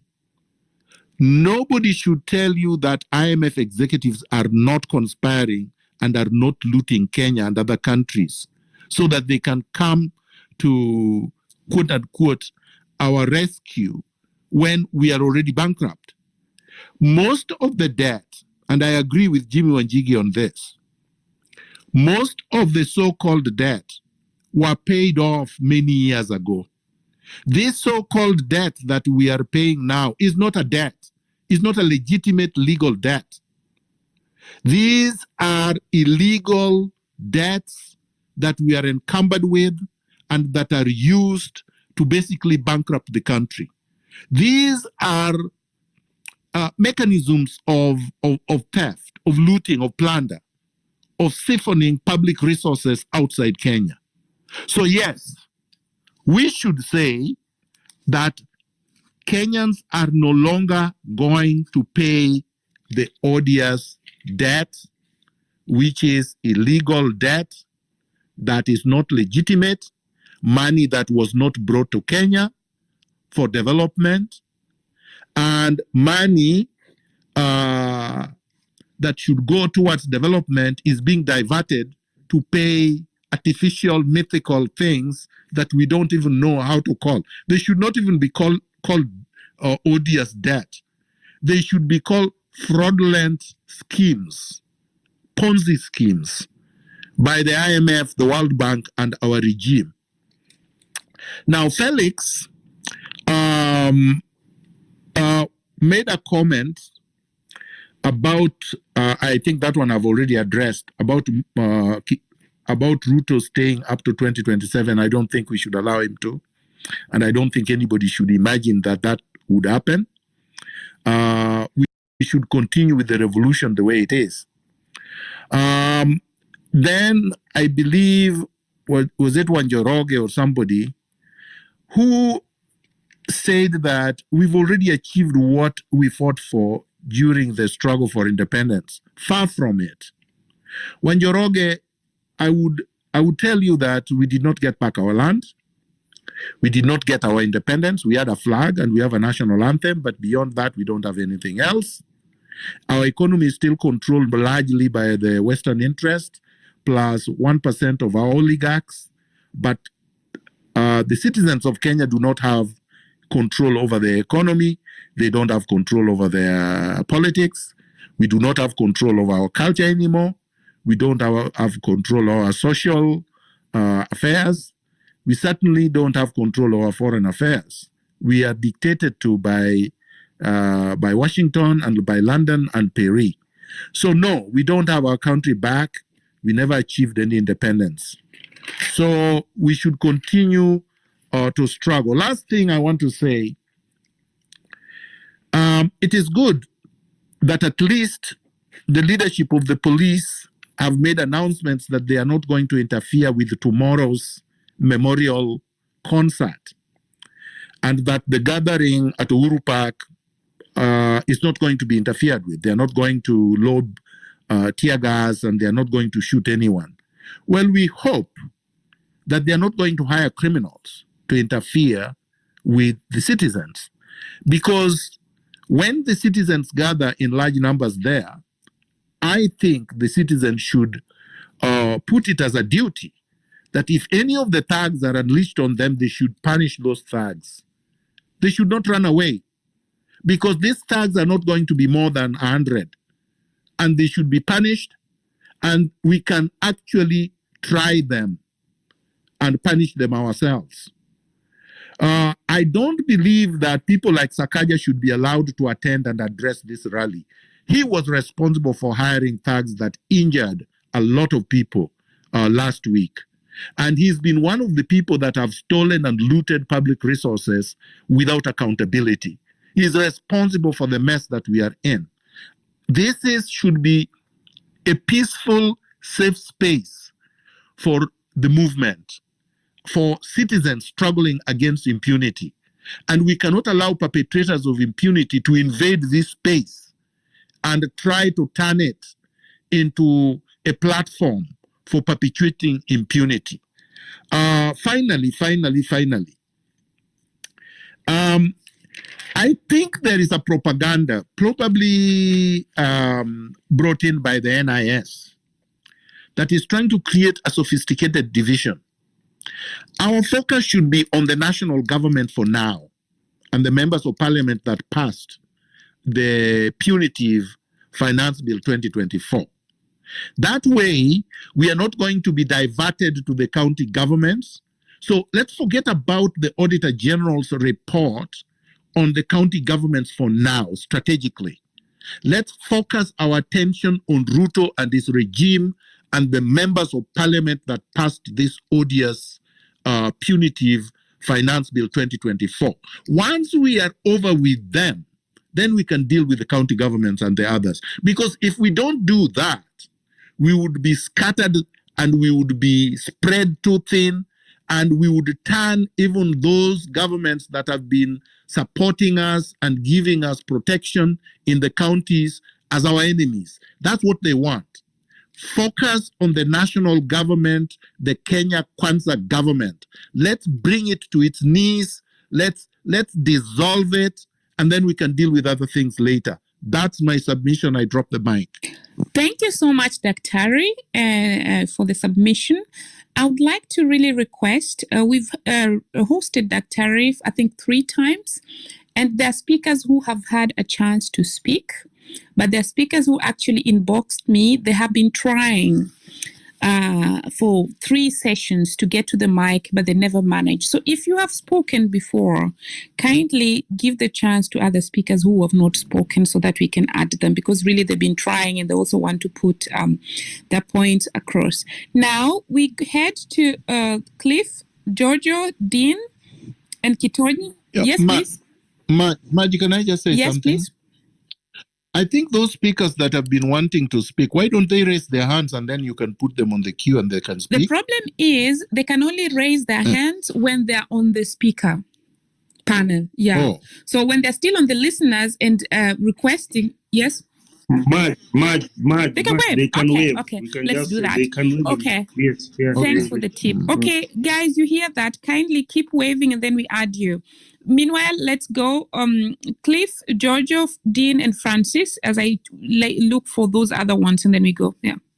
2 minutes each. Yeah, thank you very much, Maj. On this one, I'm sure these are speaker by some of, for me, I believe like how Ruto put it together this government. Somehow he was creating a room and space for embezzlement. Actually, looking through all these financial bills all through since last year, this year, those matters of taxation from the housing levy to the even the affordable was fertilizer, the VAT taxes all over the place. I believe somehow even having those so incompetent CSS or PSS or all those kind of officials, the SS official, was somehow there intentionally. However, for me, looking at the grand scheme of things, I believe at some point, the president had maybe a scheme whereby towards the end of his term, he could actually throw all these CSS or a bunch of them under the bus and try to sanitize himself regarding what has happened in government and trying to look, maybe kind of clean to the people and trying to maybe cleanse himself from the wrongdoings that's done or that have happened in his government. Although he's the chief lead of this government, he's the chief person who should be in charge, I believe that I think the should say that one quite clearly. We should put Ruto on task. He's the one on the spotlight. He should not try to divert the attention of the mismanagement of the country to the people who him as a person, him is a very person he appointed. I was very disappointed. I think I saw a video today or yesterday whereby when I was appointing, I think the IG, Mr. Kawame, he didn't even know who that was. They were wondering like, how could you appoint a person who don't even understand who is the second name, what they do, and all of that. So I think we should really still focus on the point that regardless also as much as we are calling the overhaul of the cabinet, still of course now the focus majorly lies on the president for any mismanagement, for the appointments, for any appointment of the state officials, and also still the buck stops with the president in terms of any management or mismanagement of this country. I hand over the mic. Thank you. Thanks for being brief. Kingsman, help me identify them. I saw a lot of waves. Let me drop Cliff. Giorgio, Dean, Mzalenda already added you. 2 minutes each. I think also those people who have spoken, Giorgio Kiasi, those who have spoken can come up automatically, and then now we can be able to add others. I'll also be checking as you're doing so. Yeah, thank you for this opportunity.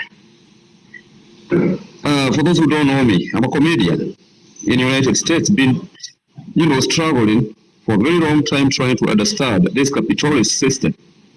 I went to Nation TV to talk about capitalism. It's been a pain. I'm from Githurai. This is where the massacre was committed, just because the highway is so flat. It's a killing field. So there is no negotiations.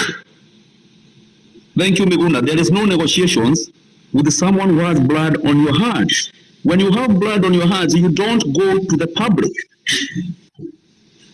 We are not going to let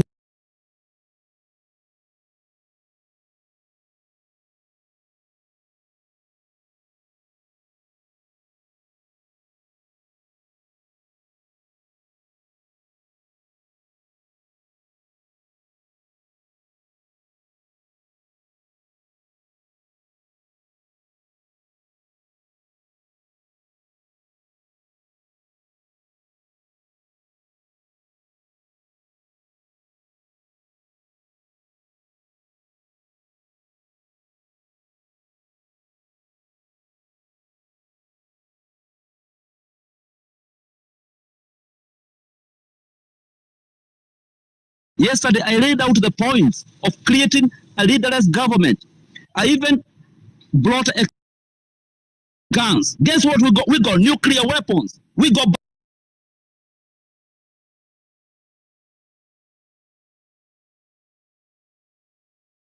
bazooka. Okay. We're going to come from each and every corner of the world. If you could, yeah. Yes.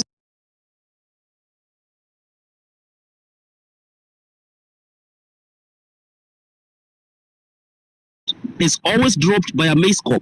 United States, with all the power they have, 9/11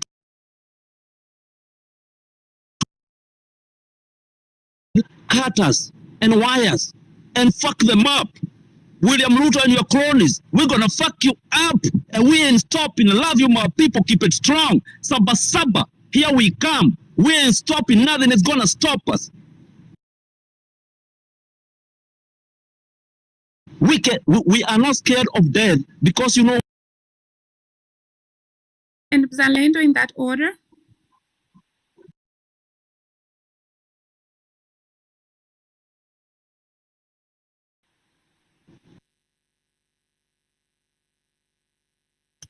Okay, thank you so much for this opportunity. This is Dean from Trans Nzoia County. I want to appreciate Dr. Miguna for what he said, and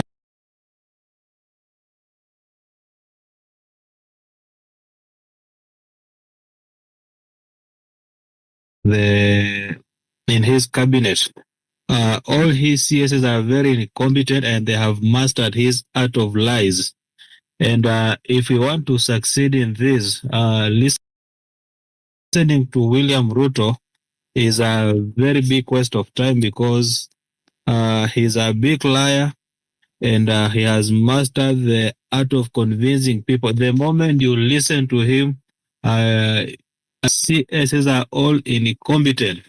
We have the CS for health who comes from Trans Nzoia.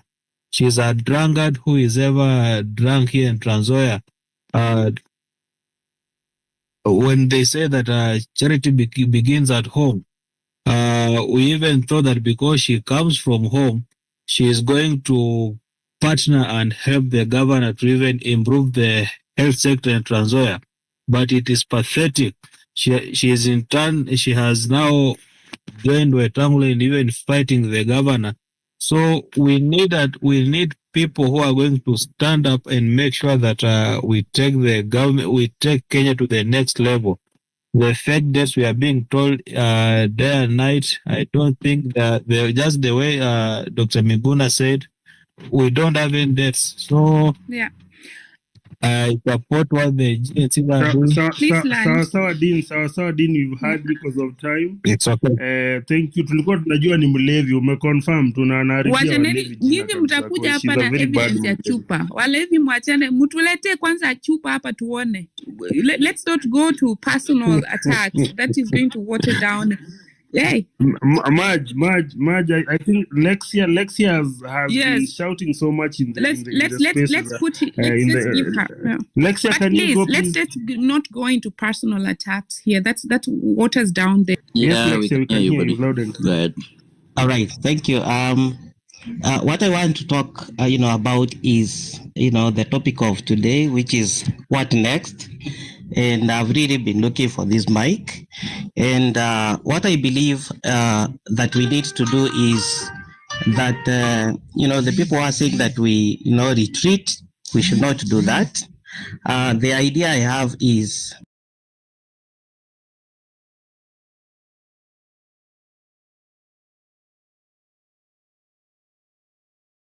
that we, the likes of Boniface, the likes of Shadi, who started with those.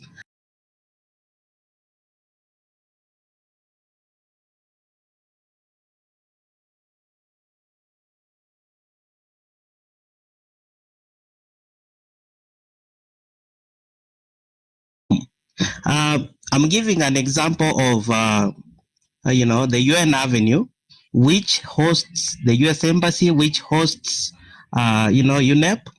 If we occupy, the both ends, which is, Limuru Road, and also on the other side, the Northern Pipers, then definitely everything will come to a standstill. Nothing will take place at the US Embassy. Nothing will take place at UNEP. And this will call, the reason why I'm saying the US Embassy is because these are, the tyrant is the puppet. And you see, our policemen are now guarding, the embassy of, US in Haiti, which is really a sad situation. But if we occupy, it means that nothing is going to take place at the Australian embassy, which is there, at the Canada embassy, which is there.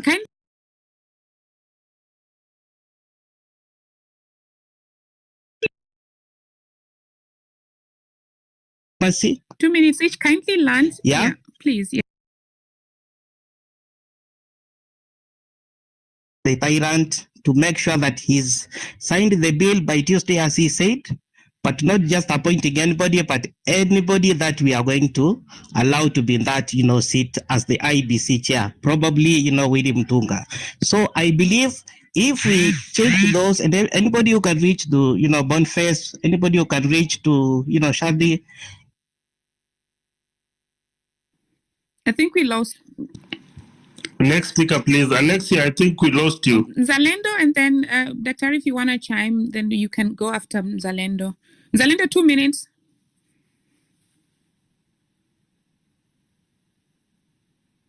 Okay, Zalendo is not speaking.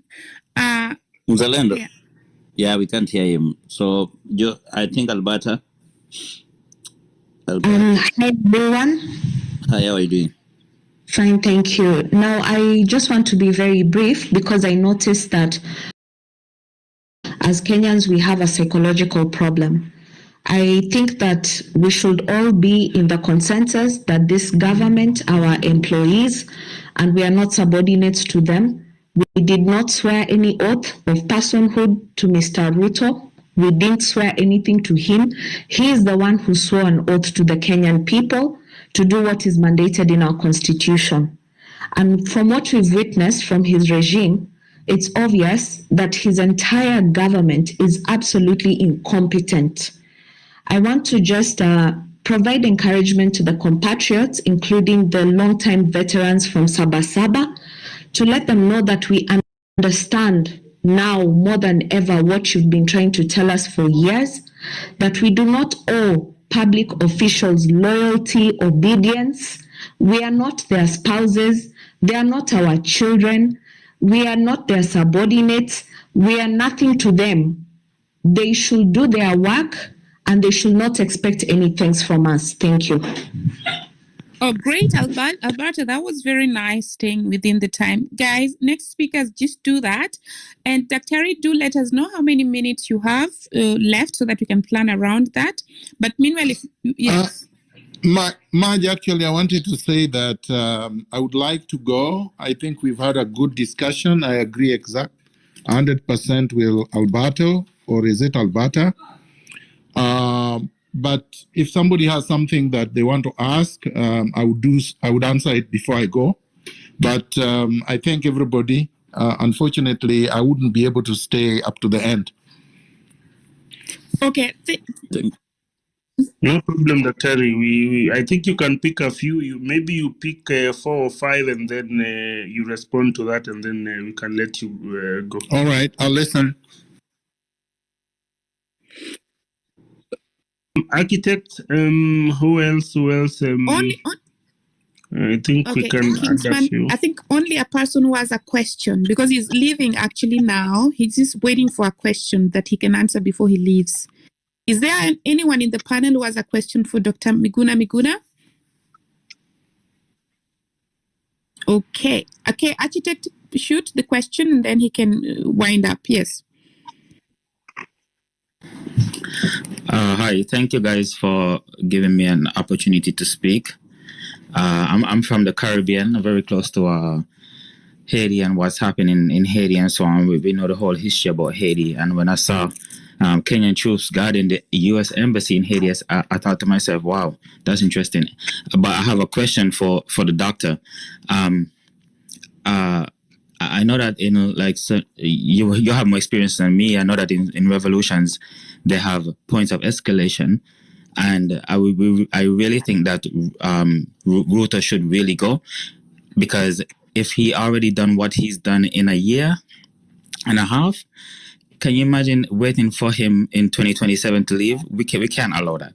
So I wanted to ask the doctor, what kind of what else can we do, even those outside of Kenya, to escalate more and more legally? What can we do? Thank you so much for that question. Dr. Ari, please close with that. Oh, thank you very much, Marge. What can we do to escalate legally? I think I am more convinced than any other time that the only thing that we can and must continue to do is to protest. The frequency of the protest will be decided and determined by protesters who are on the streets and villages and towns and cities in Kenya. To hear what other people will say today and hopefully tomorrow during the Saba, I call upon all Kenyans who believe that they have power and they have rights to change the system, which is their system, and to take Ruto home, to show up in large numbers tomorrow during the Saba with one anthem: Ruto must go, which would symbolize the dissolution of his entire administration so that we can transform Kenya.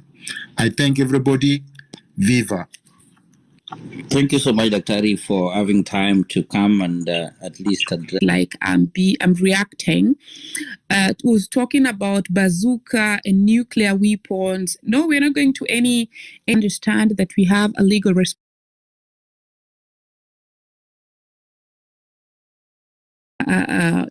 Back up with evidence, and we do not want to glorify violence or threaten and say you're coming with nuclear weapons. We are very aware which countries have those nuclear weapons, and also aware of when they can be used. So please, let's not come with such claims. They're not helping here. They're just watering down the conversation. So add to the end and pick your questions for the next session, or even just he can even answer via tweet. Be Real or Kingsman, and then we cue these the rest of the speakers as we finish at the top of the hour. Yeah, I think mine is to echo not use of violence, is about using all means that are available legally, and it's a civil discourse. It's a conversation that we are having. Whatever we are doing is within the Constitution of Kenya, and our guidance as of now is Article 1 of our Constitution, which says that people can exercise power either through the elected leaders or they can exercise power directly. So what we are doing currently is having a discourse between how do you want our nation to move, which way is appropriate for us. Are the leaders that are here currently serving purpose? Are they doing whatever they were elected to do? So now that we felt like the leadership at the moment is not doing that, it's why we are taking the discourse to the streets, marching peacefully, no violence whatsoever in our cause, and we've kept on insisting that our only weapon is a bottle of water and a phone, and maybe an instrument. And we said we're marching in black, green, and black, green, and white T-shirts or colors. So whoever was that speaker, please, this is not a violent movement. We are not planning whatsoever way to overthrow the government or take power forcefully or through use of violence. This is a peaceful demonstration as prescribed in our first article of the Constitution, whereby people can either exercise power indirectly or directly. Yep. So over to you, Biril. Okay, Biril, as you come in, we want to remind our speakers, Maj, that again 2 minutes each for us to keep it. We have so many people are still. They have been here 4 sessions and they have never have a mic. So today we want to try our best. At least we see if they can have a mic. Biril, go ahead. Thank you so much, everyone. Thank you so much, Dr. for the continued points on matter of constitutions and the guidance into, because you've been into the generations where such things have happened, and we really appreciate this. I will not repeat what everyone else has said because we're all here, and those who've been here, we're just in one course, just getting guidance from Dr. and to keep on with the course, because it's a journey that has begun. And as I mentioned in the last space, when you're going on a journey, some people will drop on certain stages. So for those people who dropped yesterday, like the betrayal that happened with one of the team members that have been actively participating in this movement, we want to urge everyone else that you drop the casket where it has dropped and you move on, because you cannot carry a load with us. So I want to appreciate everyone. And as you're going tomorrow for the Saba, everyone, you know, our core value is peace, peace, peace, peace, and we are peaceful. God bless you, everyone. And let's continue contributing on positive vibes and on the production onto the level and our cup, our eyes on the cup. So back to you, Hilary. God bless you. Thank you so much, Biril. And as we continue, let's not forget to build the network, follow the host, the co-hosts, speakers, look left and right and follow each other. Solomon, Duncan, and Komwanza in that order, 2 minutes each. Thank you so much. Okay, thank you so much, the organizers of this meeting, for this kind of meeting, because I've actually found it quite different from the others. But just quick to what I wanted to say is that how can we actually, because the reason why we are on the street is actually try to change things that are actually affecting our well-being as a country. We actually not trying to overthrow the government, but we are actually trying to keep it on its toes. So how can we do it without overthrowing William Ruto, but trying to make him give the correct governance that we want in this country? And the next one, kindly, how can we actually use the platform, which is the digital platform, like for example, those are on the Twitter, because going on the street is actually killing us. So how can we mix them and help us win the war? Thank you. Thank you very much, Solomon. Kings, let me take this just for a minute. You've been here, sorry. Solomon, thank you for that. I think that was addressed onto the last topic, so we'll do a recap maybe on the comment section because we have so many ways of doing so, as Dr. mentioned. One is deplatforming them, and two is unfollowing them, like not giving them that audience that they're always looking for. And then on the part of demonstration, we're not going to tire. We're still going to go on as peaceful. But when we see the goons, we shy off and we let them have it. That's what we discuss. People that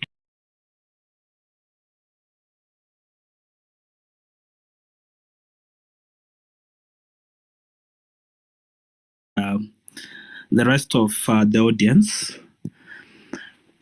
Well, I would want the president accountable without overthrowing the government, and I realized that throw us into anarchy.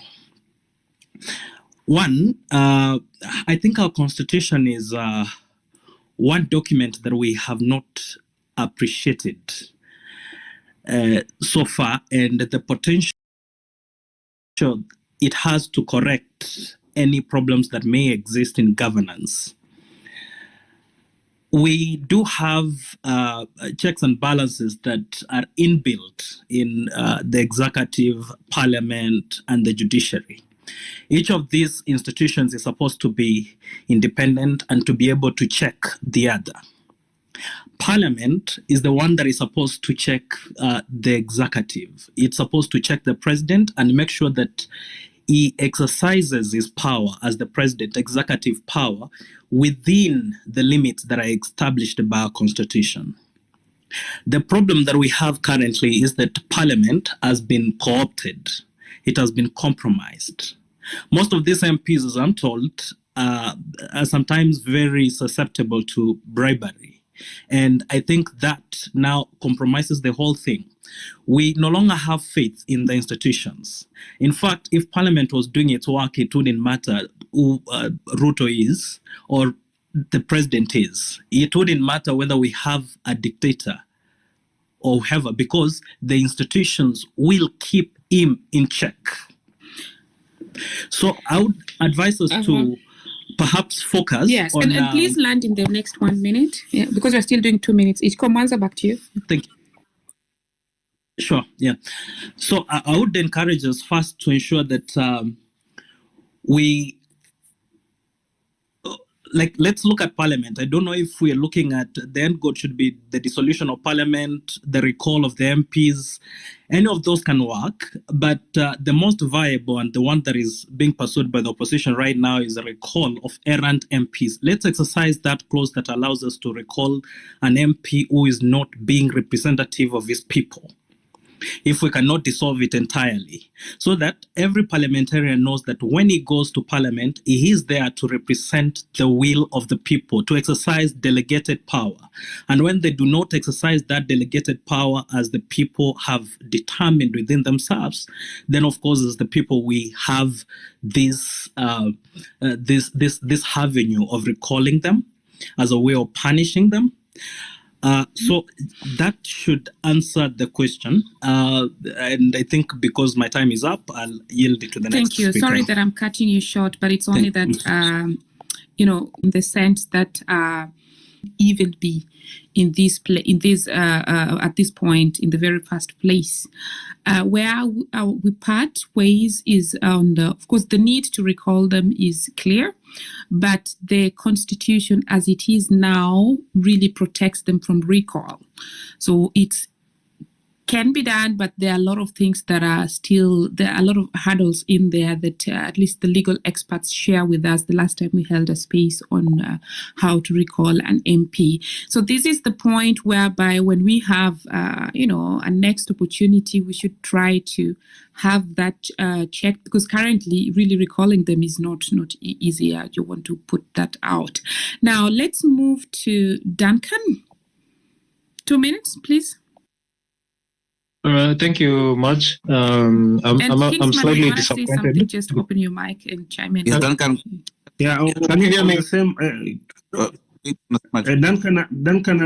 Duncan, a minute before you proceed. I just wanted to comment on the issue of recall. As we had said before, in our conversation last week, remember we had said that one of the things that we need to do is maybe insist on the reconstitution of IEBC, which will help us in terms of ensuring that even if a certain constituency wants to recall their member of parliament, then there is a body that we will oversee that process. So one of the things that now we should also be on the streets on is like, actually I'd say that in 10 days we'll be reconstituting IEBC.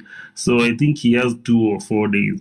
So much, I believe as much as they have made it impossible, we should try as much as we can to make it seem to them that is possible, so that these people know that they do not really have time to joke around us. They do not really have time to talk shit the way they do, like the way Akina Mohammed, the former KTN journalist, is speaking to the people of Nyali. So I think these are some of the discourse that we will have in future, and see as to how we can make these people, we can recall them and make the life of this regime as hard as possible. Thanks, Kingsman. Sorry. But I want to remind everybody. Yeah, Hillary, go on. I want to remind everybody that we still have more than 100 requests on the speaker. So when you're a speaker, just keep it short for us to have everybody. And we are thinking to add more time, but we have 20 minutes to go, guys. Tomorrow we have another space that is coming in for the diaspora. I know Marge, you're going to announce that so that people can come, and also you can post the link there for many people to attend the same thing. I think the feedback from diaspora, you're hosting that. So Duncan, go ahead. Then Marge will give the mic. All right. Thank you very much. Can you hear me? Okay. So, I cannot hear Duncan. Can you hear him? No, I can't hear him. Okay, Duncan, going 2, 3, 4. All right. You can drop him, then okay. We check. Give him checks. Yeah, checks only. Right. Yeah. Okay. Checks, you have a mic? No. Magic, can you hear him? I can hear you, but I cannot hear checks. And I think she's dropped. I'm here. Okay, go on. Go ahead, check. Mine is quick. I just wanted to ask the general if we can have a specific day we can be exposing corruption. I was suggesting maybe like a # corruption Monday Kenya, so that even if we are recalling people can know why are we recalling our MP, why are we recalling this CS, why are we recalling this, do we want this person to be out of government? So I have been discussing this with several people, and I would want the general to tell us whether it could be effective, because there are so many people who cannot be able to join even the protests. Some people who are not even in Kenya, so how can they contribute? Other people are afraid of coming out and whistleblowing, so maybe they can even create pseudo accounts and be exposing. So I would want to know from also other people whether it can be effective and how do they feel about it. Thank you so much.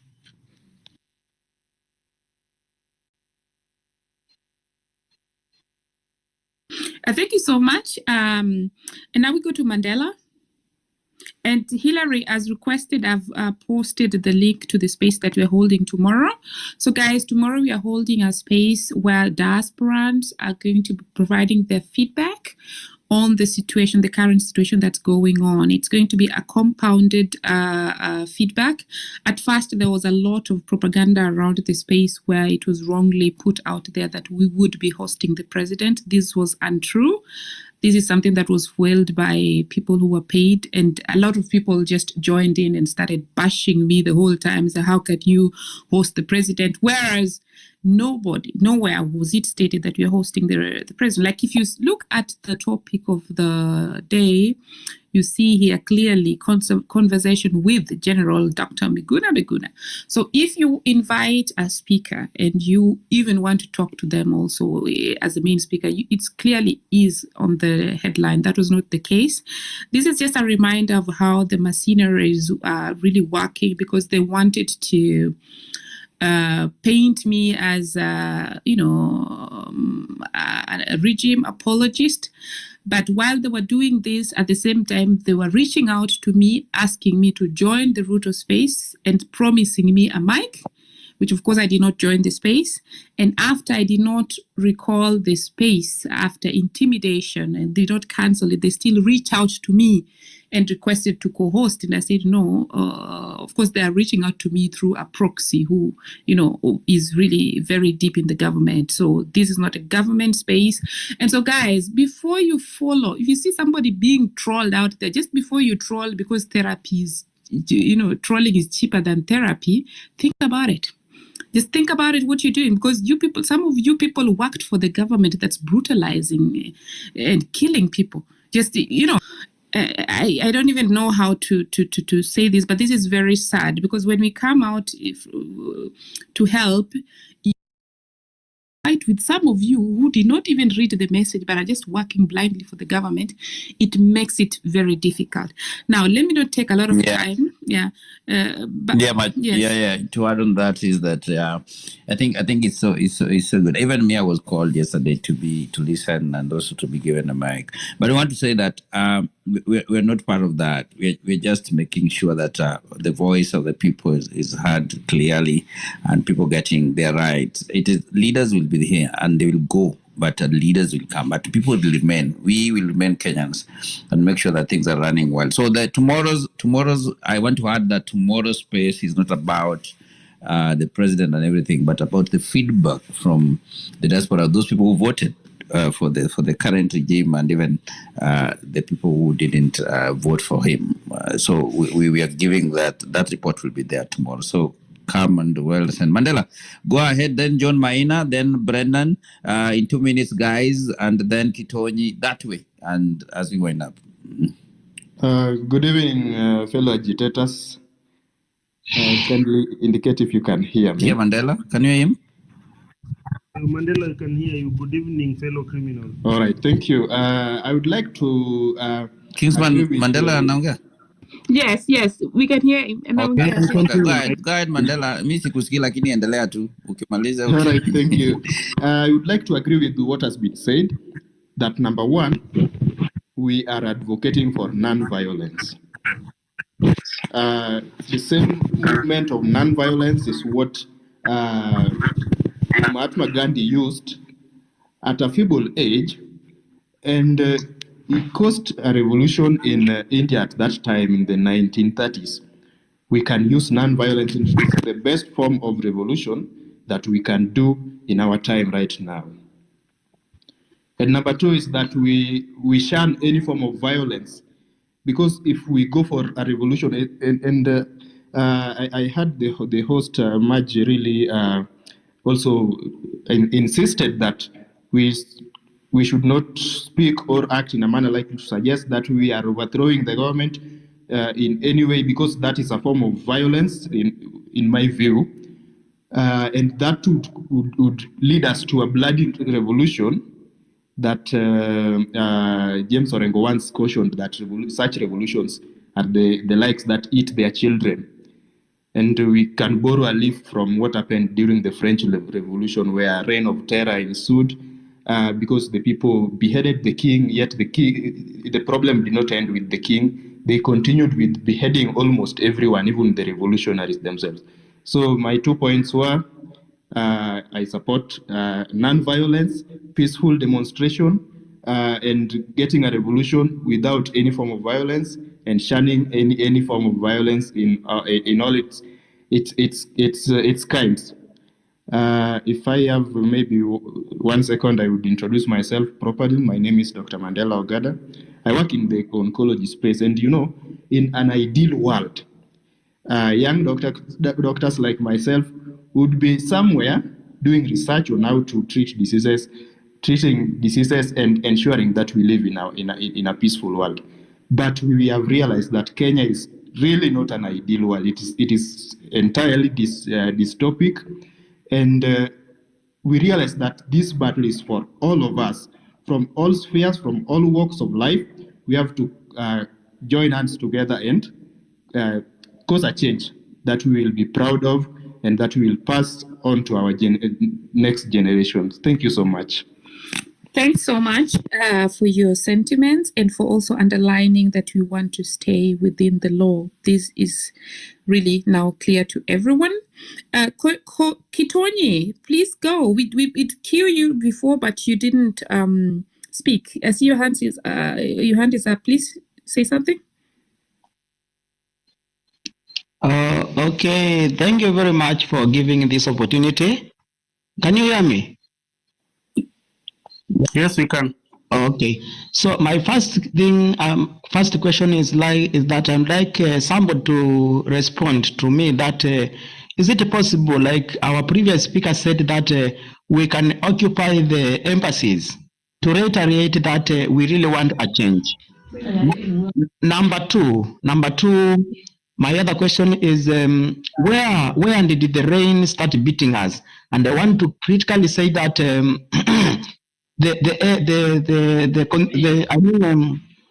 our constitution gives us the right to recall all the MPs and all those who we elected. But now when those institutions became not independent, they are not dependent, and actually they are dependent on the executive. That is where the problem is. Is there a way of making sure that we can make these institutions independent? The parliament should be independent, the judiciary should be independent, and they should not be compromised by the executive. Like we have seen in our Kenya, our country that we love. Really, somebody should tell me this. The last one is some of your questions there. For tomorrow, what is planned, as I have understood, is they're going to remember the fallen heroes at Uhuru Park. So this is what is planned. Regarding your question on if embassy should be occupied, I think that was just raised here, but that's something that can be clarified. However, the embassy are those countries themselves. So like if you're in China and the Kenyan embassy in China, when you're within that ground, you're actually in Kenya then. So that would mean, technically, attacking those countries. So we would need to check on the legal implications before because I don't want to give a guesswork for an answer here. So let's have legal experts answer that. Yes. Thank you very much. So, Maji, you can. We want you also stay within the legal grounds. Kingsman? It is just to echo on what you said, Maj, is embassies are territories of those countries that it's like you'll be going to attack another country. Those are not our territories. We should remain within our discourse is within Kenya, not those embassies. So, because also relationship between us and other countries that are our allies are beyond Ruto and any other government. So I think those are out of bounds. We have too much space where we can occupy. There is Uru Highway. There are so many places that people can convene and march and demonstrate without really us going into. I don't think if it is even appropriate for us to do that. There is so much space, and we do not really have a problem with them. We have a problem with our own regime that we got into power, not those embassies. So I don't know, but Daktari can maybe on our next session, Daktari can have he can, from a legal perspective, he can Yes, advise and as so well. far that was also not the target. So if he is going to answer that question, he's purely going to answer it from an informational point of view there. Yes, so okay, because we want to really just stick to the topic. And Hilary, I think we were to close, so we are not adding any more speakers, unfortunately. Yeah, they were not adding. I think the guys who are here, give them one minute, Yes. and then we. Okay. Yeah. George, Ahmed, Lupamo, John, Alfredo, in that order, and then Hannah. Thank you very much, Maj, Hilary, and co-host. Now I have a. Can you hear just George? I some. cannot hear him. Okay. Yes, we can hear you. When he's done, somebody give me a hint here. Okay, all right. George, go ahead. Okay, now I have a few compliments which will take almost like some seconds. One, I'm very happy with the way we are instilling in discipline. We are telling them that this is not the way to go. You are under our custody. Those people, elected people, are under our custody. They are working for us, and they should not show us the middle finger. That is the only thing I can say for now, and thank you very much for giving me a mic for today. Thank you very much. I'll talk next tomorrow. Thanks. Now I can hear him. Beautiful. Yeah, Mad, now you can but hear. Go and cue the rest, Kings. No. Let them. Miss S, you can go. Hey, Amis is like he's not. Amis. Ahmed, your mic is open. Can you hear him much? No, I cannot hear him. Okay. So. All right. Okay, John Minor.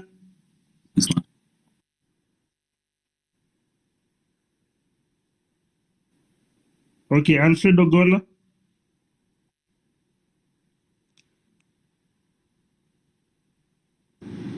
Alfred or John Minor, are you here, guys? I know. Anna, go ahead. Thank you, Hilary. Much. Thank you, Kings. I was in and out of the space because I'm having a lot of technical issues and I could not hear anything, so I just decided to leave. Sorry, I know you're closing, but I just wanted to pick up on the 7-7 Mandamano. Thanks to the doctor, he's given a background on what brought the 7-7 Mandamano issue. And clearly, to be honest, those things still... Somebody's got his mic open. I don't know. I'm having an echo. Kingsman. Okay, go ahead. Yeah. Those issues have not yet been rectified, or those issues still existence today, and that is most of the reason why now the Gen Zs are out there. But I think this 7-7 would be different from any other, because it would be it coincides with whatever that has been happening for the last few weeks, and a lot of people think the grievance is with the Ruto or it's with the finance bill that was done in Washington, but no, it's much more. It's deeply rooted than that. Those things are still, nothing has been done to it up to today. So if anybody is under the illusion that Duale and the likes are now in the government, therefore the NFD people are okay. No, they are not okay. We've had toxic waste, nuclear toxic waste being dumped on those regions. Now, if you look at those regions statistically, we have the highest amount of cancer cases. Nobody has paid the price for that. Somebody somehow in the government took some money and decided, let's just put the weight. During Moi, I don't know, many of you don't even maybe know, but there was another identification card. People have Kenyan ID, but people in those regions, they had another ID, which it used to be called pink card. So they had pink cards. So if you don't have a pink card, you couldn't even vote, regardless of you having a Kenyan ID, regardless of you being a Kenyan. So do those things still exist? Absolutely, they do. Because if somebody goes, forget about Ruto paying a lip service saying that there would not be questioned, but no, you have to bring your grandfather, you have to sit on a committee in order for you to obtain just a simple ID. Can you still hear her? I cannot hear her. We've lost her. We've lost her. I think she has dropped. She has dropped. So, Kingsman, closing remarks? Yeah, maybe mine is just to echo on what we've been saying. Maybe the politicians that are here are wondering, maybe are these people, maybe are they is it like maybe they want to run in 2027? Are they looking for a political opportunity? No. I am not interested in politics whatsoever. But again, you realize whatever you do, politics is part and parcel of your life. When you wake up in the morning, you waking up is politics. You taking your breakfast in the morning is politics. You leaving your house, driving all the way to work is politics. So politics encompasses the life that we live. And I feel like for us to take this discourse to another level is we now need to start civic education. We need to keep this discourse going each and every day. There is no relenting, because if you do, then you'll be getting people who have never the only thing that Sudi has ever contributed in parliament is taking an oath.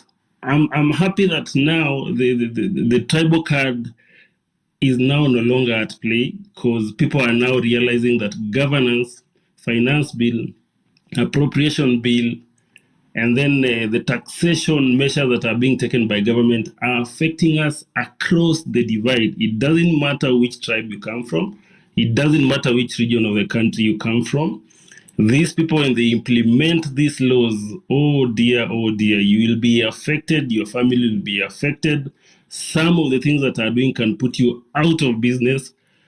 So as a nation and as a people, it is time for us to keep on keeping on in terms of asking questions, going to the streets. Tomorrow, let's be there for the Saba Saba. If our uncles, our friends, and the leaders that were there before wouldn't have gone to the streets, the likes of Miguna being arrested for fighting for multipartyism, then we couldn't be here. Remember the journey that we walked through for us to get the 2010 constitution, the lives that have been lost, the people that have died before us, and for us to reach here, it has costed the country so much.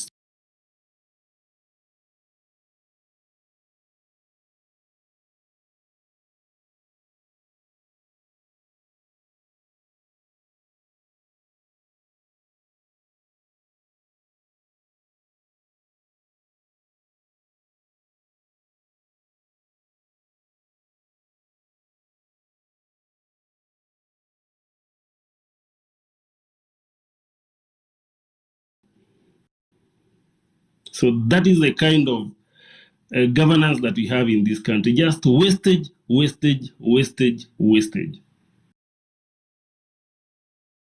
And we want to push these people to the...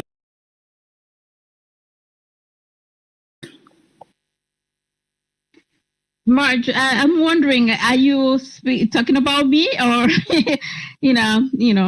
just go by a different name here. Welcome, everybody, and I'm glad to be in the space. My first time, and I'm very happy. I've been really wanting to come and join you here. I live in the U.S. I've been here since 2007, and I'm glad to see what's happening right now back home. Jombani, Mopo, are you there, young people?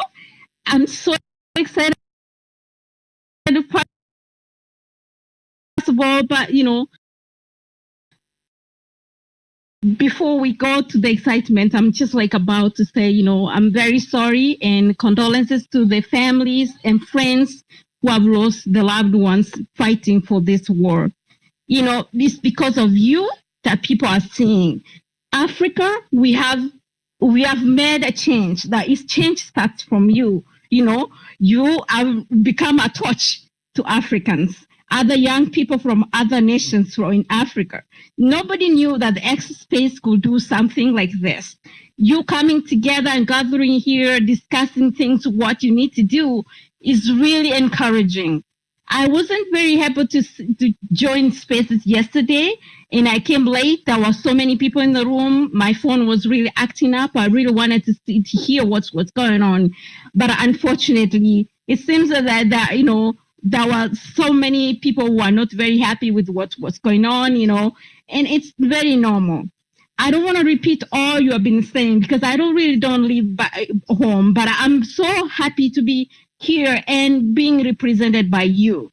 Anytime I'm joining you, and it just reminds me everything back home. So one thing I wanted to remind ourselves, this movement you have started, you haven't even done anything yet. You are starting now. This is when you need to show that for real what you stand for and what you really have come here for. Nobody can stop you. In fact, you have become a threat. And you see the president coming back to watch, wherever you are, to come and talk to you is not something really. I'm not seeing any African president, do what Ruto did yesterday. But I'm not saying that he's doing something great. Home people are suffering. Just like, imagine when we are back here and we suffer, we cry, the economy, everything is bad. I can only imagine a mama back in the village who can't even afford ugali at night, who cannot even afford porridge in the morning, and everything going sky high and they can't afford. It pains me. In a pain in Machungu, please do not start what you have started now. Change is always painful. Change comes with a lot of challenges. Not everybody is always willing to go with a change. Please remember that not every one of you who started with you is going to end with you. Some of you will be bought by the president. Some of you will be bought by somebody else because they want to divide you. You'll be divided. If you only slay a little bit, please, if you have one voice and you have to have one mission, please don't come in here and preach every single. You're singing the same song. Do not repeat yourself. Yes, we see everything is happening. If you come here, you want Ruto out of the office, stick to that. Don't preach that. You know what's going on. It's terrible. Nobody. I'm not there, but I can feel that for real, the pain is really oozing in everybody's blood. Back when I was in the university, I don't want to mention which university I was in Kenya. Things were kind of a little different. Now I hear students can't even go to universities because you have to pay cash, no help anymore, nothing, no support. You can imagine those children who come from very poor families, how they're going to afford to be there. First thing, in any country, in any nation. Would you kindly try to? Thank you. Would you kindly try to land in 1 minute, please? Back to you. Oh, I'm sorry. It's just let me wind up. Thank you. First of all, thank you. I didn't know. I went over. Sorry about that. But again, remember, education, healthcare, infrastructure are very important for any nation to succeed. Please, what you have started, don't stop. Do not be divided. Stick to one thing and work with it. We are so happy and we are so proud of you back in abroad and home. Thank you for representing us. And thank you again. Thank you so much. The next speaker is going to be somebody who is a Kenyan in Kenya, and we are going to emphasize that we are going to be prioritizing Kenyans in Kenya. So in the panel right now, if you're a Kenyan in Kenya, kindly raise your hand. Okay, Buddha Pala, you go. And the rest of you, the next person, because otherwise we're going to be adding those who are Kenyans in Kenya first. Buddha Pala, over to you. 2 minutes, please. And just an explanation. The first 1 minute, after 1 minute, I will raise my hand. And then that's a reminder that you then have 1 minute to proceed. Okay, over to you.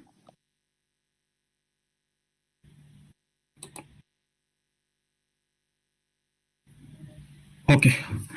Good evening, everyone. Thank you for this opportunity again. I'm Wuda Pala. Currently, I'm right now in Rongai. And I experienced the event firsthand last Thursday. I was among the youth who were in Mandamano, and we felt it. But today, we're talking about our overview of the presidential speech now. I think I can't even, there's no other better word to water it down, because I think you're dealing with a psychopath. For first, nobody asked him that, okay, we want you to come and engage with us on Twitter. The idea was he was asking for a conversation after it was overboard. We are into this place because somebody was acting tough. He was like, okay, you're telling us no finance bill, and he was already rushing it. And the country was the entire country was angry. Now it came to the speech yesterday saying that now it's a good time. We've come to a place where we are no longer talking about tribes issues, as if it's the cause of people talking in the name of unity. It has always been the politician dividing people. Kenyans are never in the name of tribes or what, because we always know our whole tribe can never even benefit, even if one of their person is in the government. They have always been using a tribe as a camouflage. So now that they can't use it, is acting like, oh, we are no longer talking about tribe, all these things. Then there are people who are dying. And we are asking you, okay, what will you say to them? And the kind of conversation you keep us bringing is like there were properties being destroyed and the police have to do their work. And you're like, okay, these people who are caught in Mandamano, first of all, you have accepted that it was their democratic right. Now, which part, where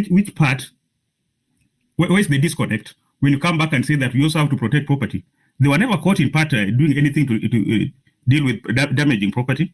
So I think we're dealing with a weird person. He's looking for attention and everything. And right now, I think it's just to soldier on. I know some of us are down, talking about traitors among us. But the good thing is we didn't have somebody like we can say that is the leader of this movement. This movement was organic because things are bad. By the time you unite people to speak one kind of this language, you have to know that it's really bad. Even the introverts are out. So I don't want to say so much because I'll be repeating myself. But I think right now it's evident we are not dealing with a normal human being. We are dealing with a psychopath. That's all. Thank you so much. We are moving to the next speaker, Emisembe. And for those who've spoken, we will drop you so that we can add new speakers.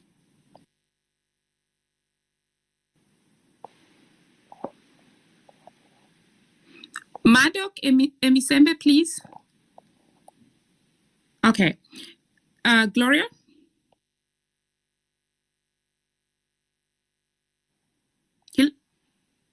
Kindly raise up your hand if you want to speak, or if you don't, we'll have to drop you, because as Daktari said, you only have 30 minutes before he gives us a backdrop of the Saba movement.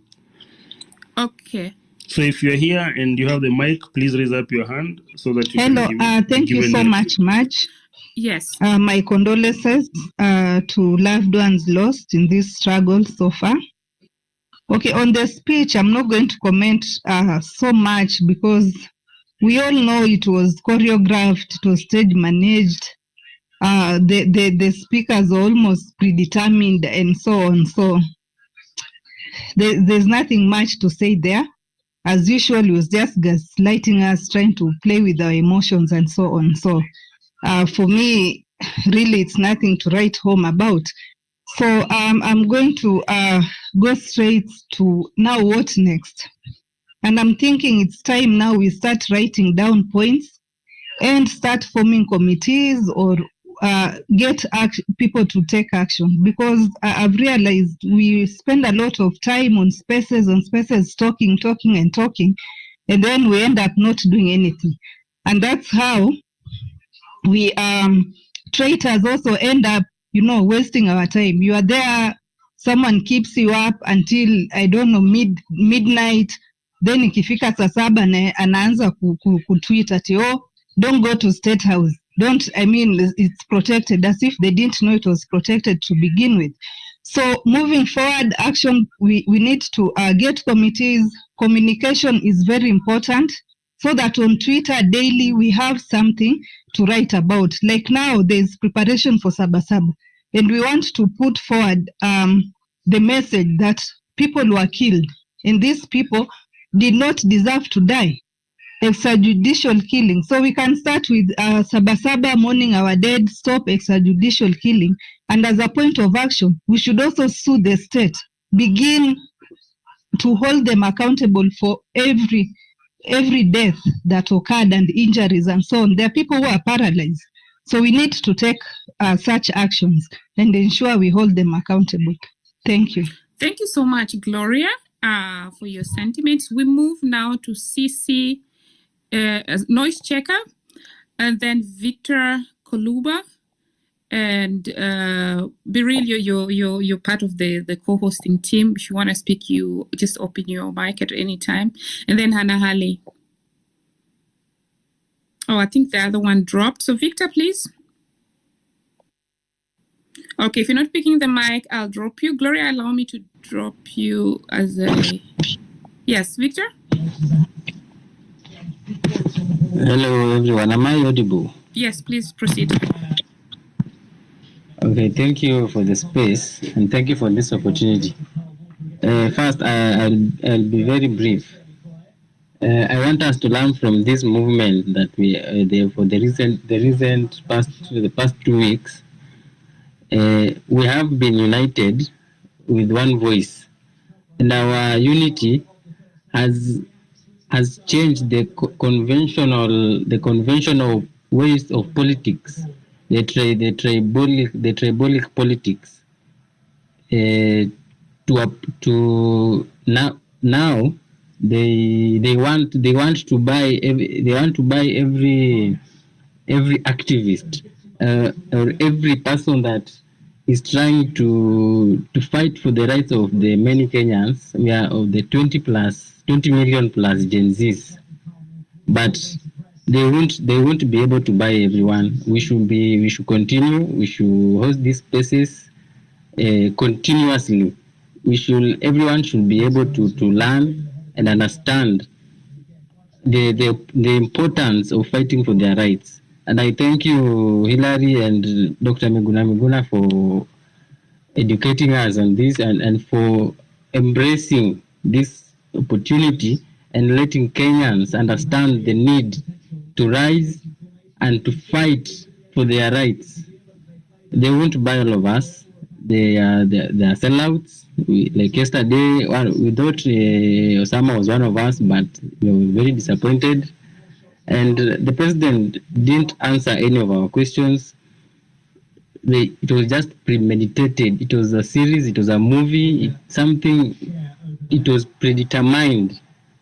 And so I will urge you to stand in one voice.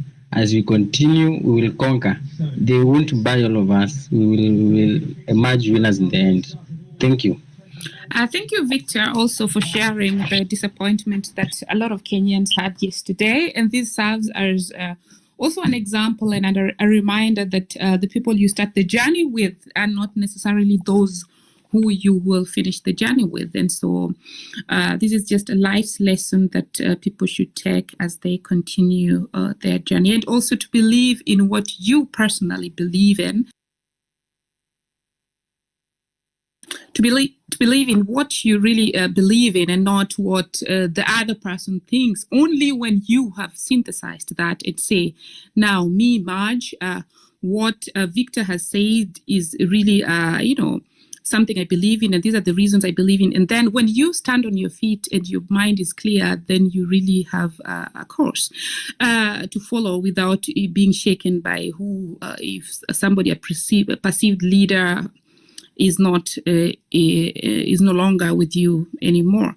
Now, Frederick, and then I think the 30 minutes will be over. If the Terry is ready, that's fine. Otherwise, we can add in more people. Frederick Mwangi? Frederick, can you hear me? Hannah Ali, please go. Hannah said she's trying to fix her mic. She will be back later. She has a problem with her network. I think she can speak now. Anne, can you hear us? Hannah? Hello. Yes. I'm here. Thank you, Hilary. there's always a problem with the spaces.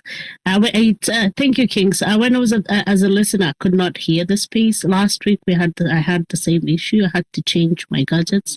But anyways, that's not here nor there.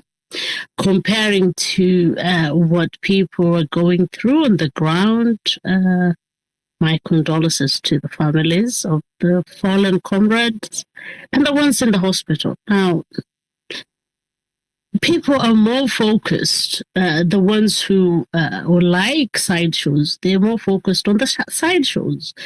These sideshows literally to divert attention to the real cause.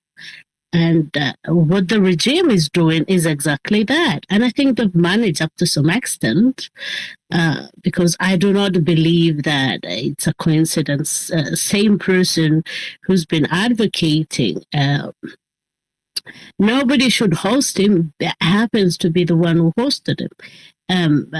If you could bear with me, Hillary and Madge, the reason I'm saying that is this person was, for me, and this is my opinion, for me, this person was never part of this movement, but it's Kenyans who gave them legitimacy. Because when somebody says I've been abducted and then comes back and then nobody questions anything, and the same person and then says, oh, nobody should, and point fingers at others. For me, I think it was a long con. It was all along, I think, part of their divisive tactics. And that's what I think. I don't think this guy just came out of the woodworks and then all of a sudden he became the one to be hosting. I doubt that. I think the plan was there all along. And it's Kenyans who gave him the legitimacy because people followed him, people listened to him, people were arguing with him on the timelines and so on and so forth. And he's not the only one, and he will not be the first one. I think last week what Dr. was saying is we have to be vigilant. So we have to be vigilant. And part of that is to shut the noises that are coming, the sidelines, the sideshows. Now, I think we should focus on the movement on Sunday. What are people going to do? How can you be vigilant? How can you manage when you go on the ground, what you should look out for, and so on and so forth.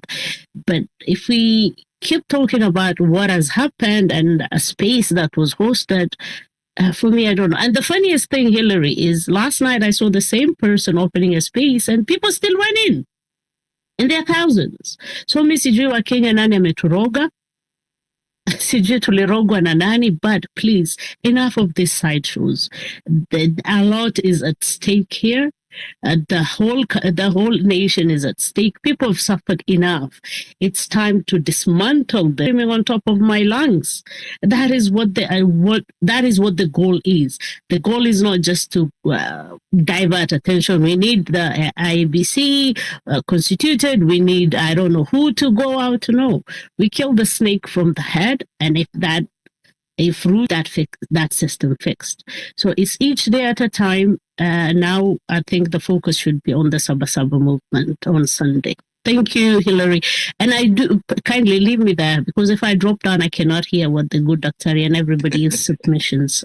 Thank you. Sorry, and fix your mic and your phone. And thank you so much for your submission, Madge. Thanks. And so I just want to underline that the day yesterday actually reflects the problem that we have in the society and the reason why we are where we are, being bought.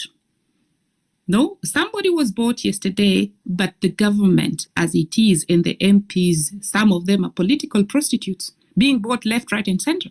And when they do that, then we cannot have a functional government. So actually what happened yesterday is a disease that's really killing us. And that's why you have, non-performing people, but they bought their way in, or somebody is today in this party But before, the elections, they hope, others hope after the elections, and they actually have the mandate from party A, but going to party B. So this is actually, the life that we lead. And I really don't know what to say there. But nevertheless, I want to say that the tactics that are being used, the very divisive tactics, very little ones. They were also used against me the past 2 days, where it was really, even we are hosting a space tomorrow, but it was, false information was put out there that we would be hosting the president. That is something that we are not doing. We never even said that, but paid mercenaries were put out there and people followed blindly. So my request to everyone who's in the space, when you see something, please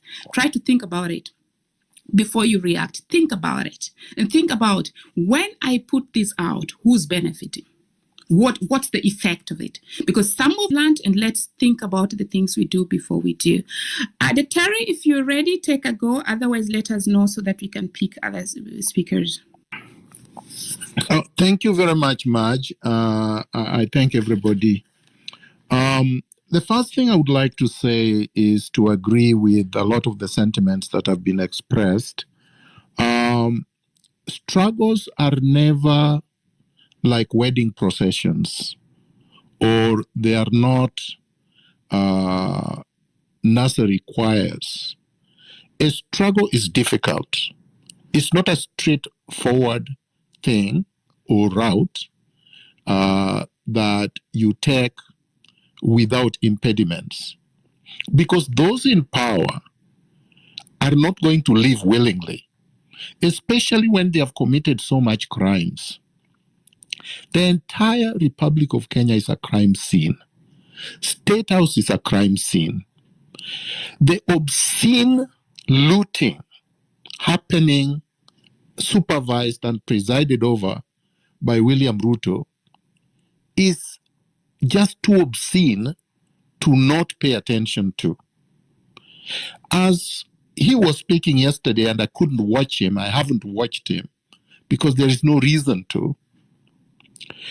Many Kenyans and their families have been burying dead people, dead comrades that were on the street peacefully and did not deserve to die. But he couldn't even acknowledge the fact that his police officers killed these innocent Kenyans. He hasn't acknowledged that. He apparently claimed, from what I'm reading, third party, for those who watched him, is that criminals snatched guns. Who says that? What kind of a president says that? What kind of a president refuses to admit that so armed police officers and police officers in civilian clothing aim at protesters and shoot them dead? There was a sniper at parliament buildings that shot innocent Kenyans dead. These are not things that you expect somebody at State House to refuse to admit.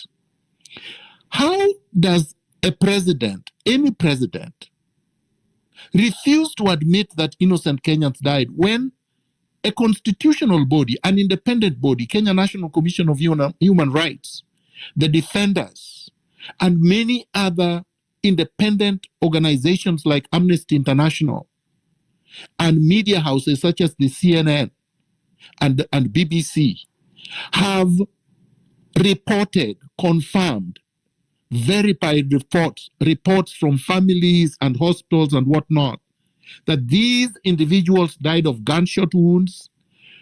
Forensic experts will tell you that the weapons from which the bullets were fired were government issued.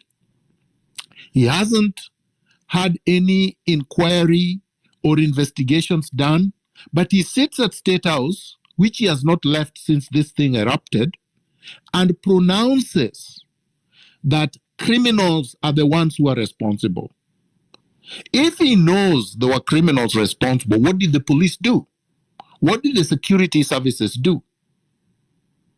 Why weren't these criminals arrested? We know, of course, that it's a bunch of of lies, just like he tells all lies all the time. Did he take responsibility as the so-called president? No, he didn't. Did he take responsibility for the fact that it is his arrogant refusal to withdraw the finance bill before it went to the House that led to the protest, at least precipitated, triggered off the protest? No, he didn't. Did he recall or fire anybody in the police? Because it does have power. In the security sector, the minister, the PS, the Minister of Defense that has been speaking carelessly, has he done anything to condole with the families that lost loved ones? Did he contribute, or did his government contribute towards the hospital bills, the bills for the morgues, the burial expenses? Did he call any of the families that lost loved ones? No, he didn't. So we have a rogue regime that has not recognized what it has done, the damage, the harm it has inflicted on Kenyans.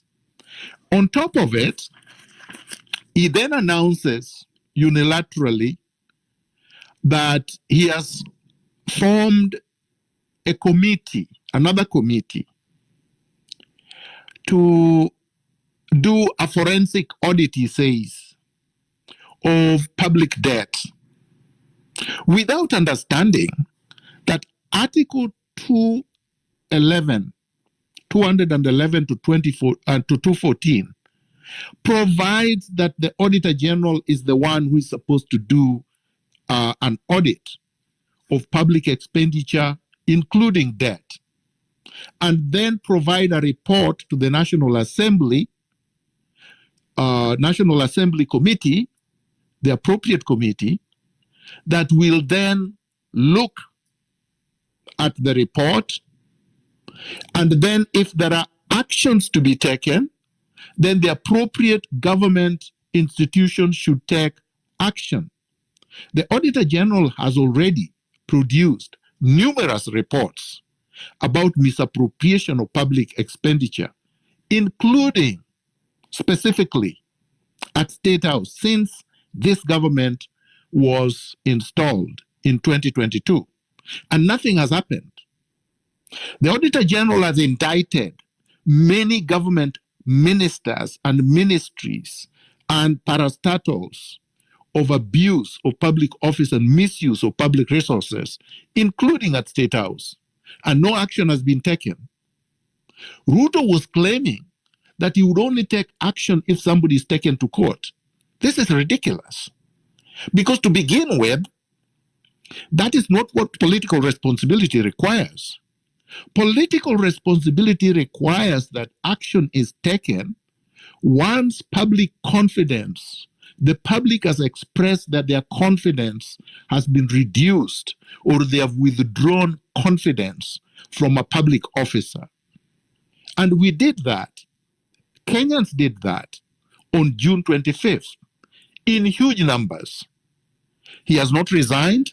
None of his ministers have resigned. And he has not fired anybody. But he's arguing about taking people to court. Who does take people to court in Kenya? One, the DCI. He controls the DCI. He appointed the DCI director. And he seems to dictate who is to be arrested and who is not to be arrested, who is to be arraigned and who is not to be arraigned. Number two, EACC. Ruto appointed a priest as the head of EACC against the law. The law says EACC and all these law enforcement agencies, civilian ones, have to be headed by advocates of the High Court of Kenya because they know the law, they understand the law, that's their work professionally. Not a priest. A priest preaches in church. He appointed a priest. But more importantly, even this priest has released reports and has indicted many members, senior members of Ruto's administration. Ruto has taken no action. So EACC is unable and unwilling to take the ones with the highest responsibility in grand corruption to court. And I believe it is with the instruction from Ruto himself. 3, the Director of Public Prosecutions. That's the person who ultimately decides who is prosecuted and who is not prosecuted. And whom did Ruto appoint? Somebody nobody knows his name. Nobody knows his educational background. Nobody really knows about his professional career. He has done absolutely nothing and was involved in corruption the length of River Nile when he was working in Mombasa. Forged land title deeds. I have the evidence. I've seen it. This is the man he appointed at the head of the Director of Public Prosecutions. And again, this man is unable to arrest anybody or recommend the arrest of anybody and prosecution of anybody, and terminates prosecutions of people that even a grade 2 child would tell you there is more than credible evidence to suggest that that person, when taken to court, would be convicted. There is sufficient evidence to believe that Didmas Baraza shot somebody dead in broad daylight, but he's walking free. So this is the context of what happened when Ruto purportedly addressed a public space yesterday on X. Ruto has refused to accept that Kenyans have indicted his administration and has gone ahead to unilaterally appoint a body that he believes would whitewash his administration. Who did he appoint? First of all, forget about the fact that this body is illegally constituted because there is an independent constitutional body that is supposed to be doing what this so-called task force is supposed to be doing. So there is a duplicity of action and a wastage of public expenditure by purporting to institute this body. So look at the chair of the body, Nancy Asiko Onyango. What is Nancy Asiko Onyango's current position? Director, Office of Internal Audit and Inspection at the International Monetary Fund, IMF. The same people that brought us Finance Bill 2024. So they are supposed to be coming here to basically clean after themselves or try to make Kenyans believe that they had legitimate debt when we don't, including from the IMF. That is the chair of the so-called task force. Who are the members? Aaron Tegea, economist at the IMF, the same organization. Who is the other member?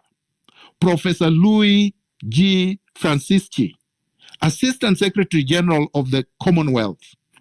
So the same people, the puppet owners, whom we are co-members.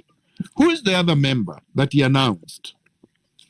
President of the Law Society of Kenya, Faith Odhiambo, who immediately declined the appointment together with the entire Law Society team on the same basis that I have stated, that this, number one, is an illegal construct, a legal entity set up by Ruto outside the Constitution, and that this role vests on the Auditor General.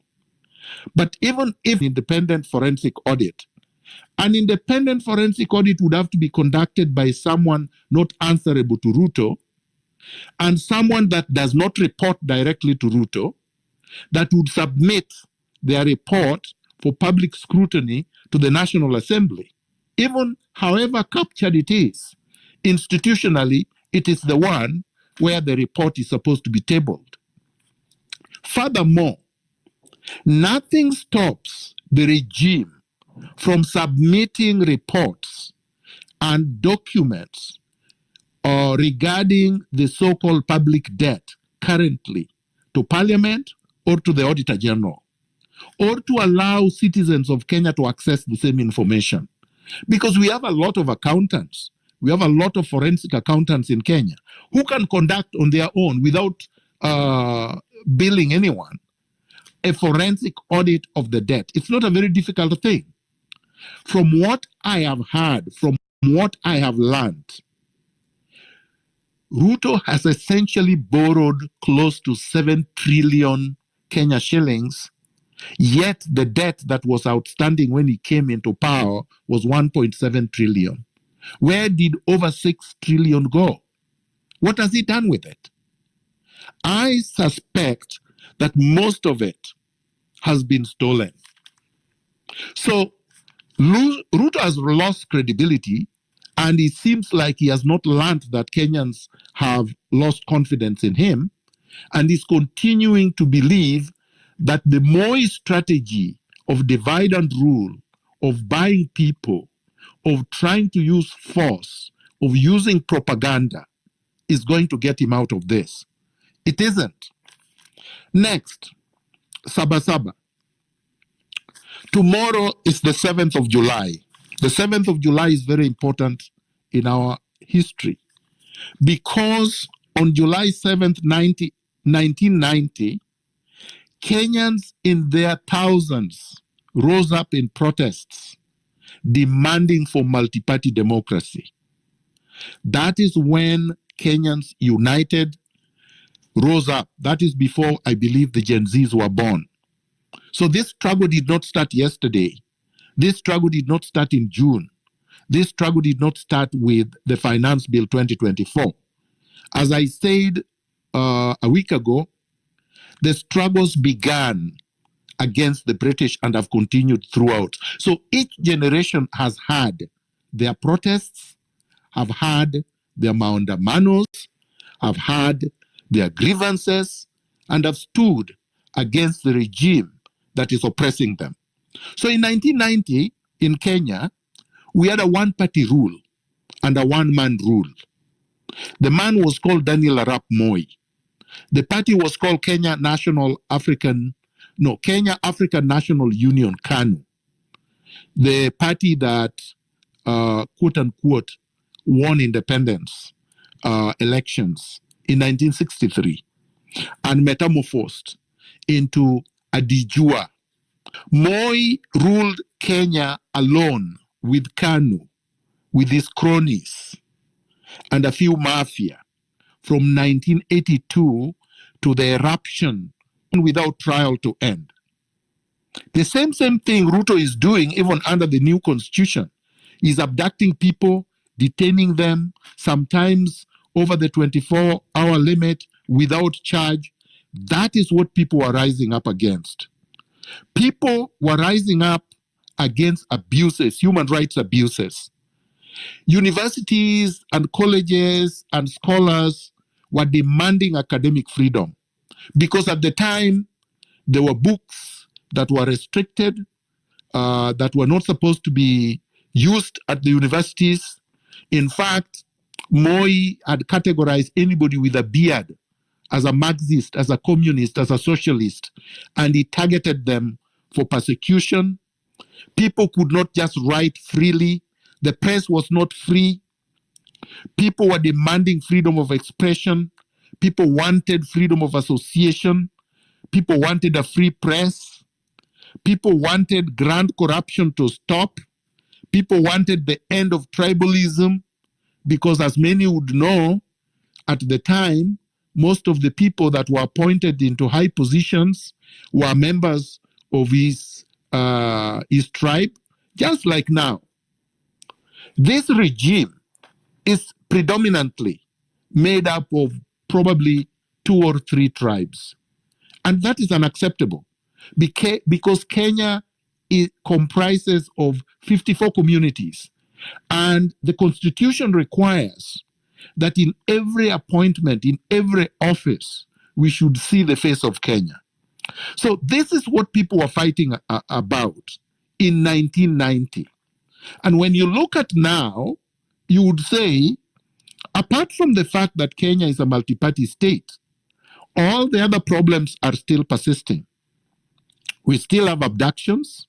We still have illegal detentions. We still have human rights abuses. I'm not sure about academic freedom. That probably is a battle we won, because I believe right now in our schools, most people can do research and write almost on anything. As to whether it is thriving is another question. We do have freedom of association. It is suppressed, but it is there. And of course, we still have corruption, grand corruption. We still have tribalism. We still have nepotism. At that time, Moi reacted by detaining prominent members of whom he perceived to be the organizers. For example, Kenneth Matiba, Charles Rubia. There were several people who were detained. In fact, he had also detained Raila Odinga and many others without trials, ultimately to form multi-parties. And eventually, in August 2010, we amalgamated against without a struggle, without risks, without people suffering. So what is it that we should look for on the Saba Saba coming up tomorrow? The organizers have already announced that they are going to have a memorial concert.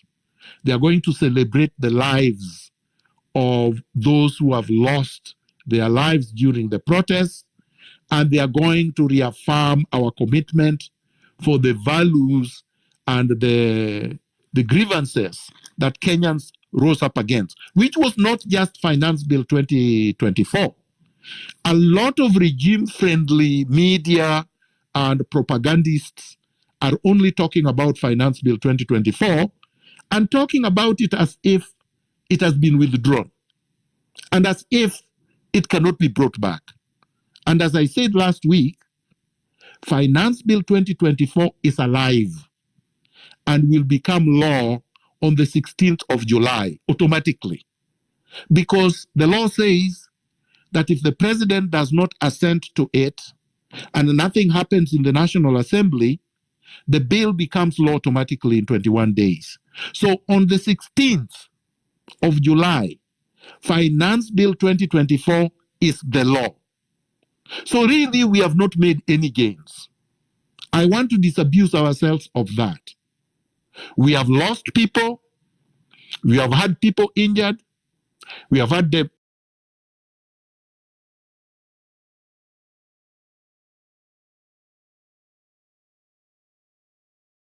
For the last week, the world has been watching Nairobi.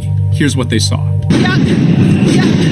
Young Kenyans are demonstrating for their rights. They're demonstrating with flags and banners. I can't even see anymore. They're being tear gassed. They're being That woman struggling to speak because her lungs and throat are on fire. Her name is Alma Obama. She's a Kenyan activist, and yes, Barack Obama's half-sister. Protesters and police have been at each other's throats, and there has been incredible violence. I've counted at least 3 bodies around the parliament. Humanitarian groups say police fired live rounds. They also say more than a dozen people, at least, were killed, many more hurt. The military was deployed, and protesters were furious.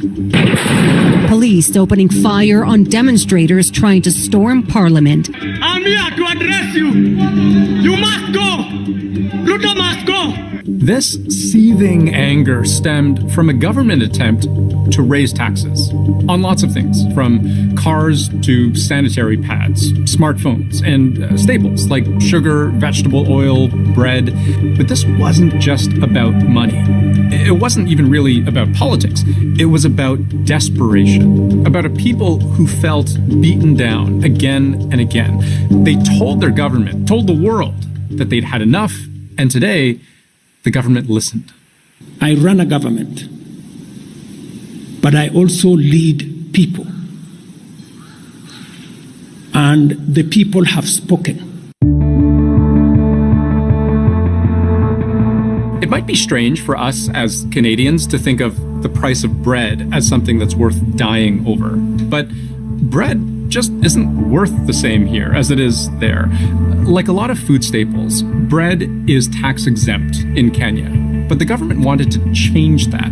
It proposed a 16% tax on a loaf of bread. And the government wasn't just hiking taxes on bread. It wanted to introduce new taxes on things like vegetable oil, sugar, milk, diapers, batteries, cigarettes, alcohol, bank transfers, furniture, lottery tickets, smartphones, microphones, night vision cameras. Not quite everything, but to the average Kenyan, it probably felt like everything. The government even proposed an annual tax on motor vehicle ownership, up to 100,000 Kenyan shillings a year, which is about $1,000 Canadian, just to drive.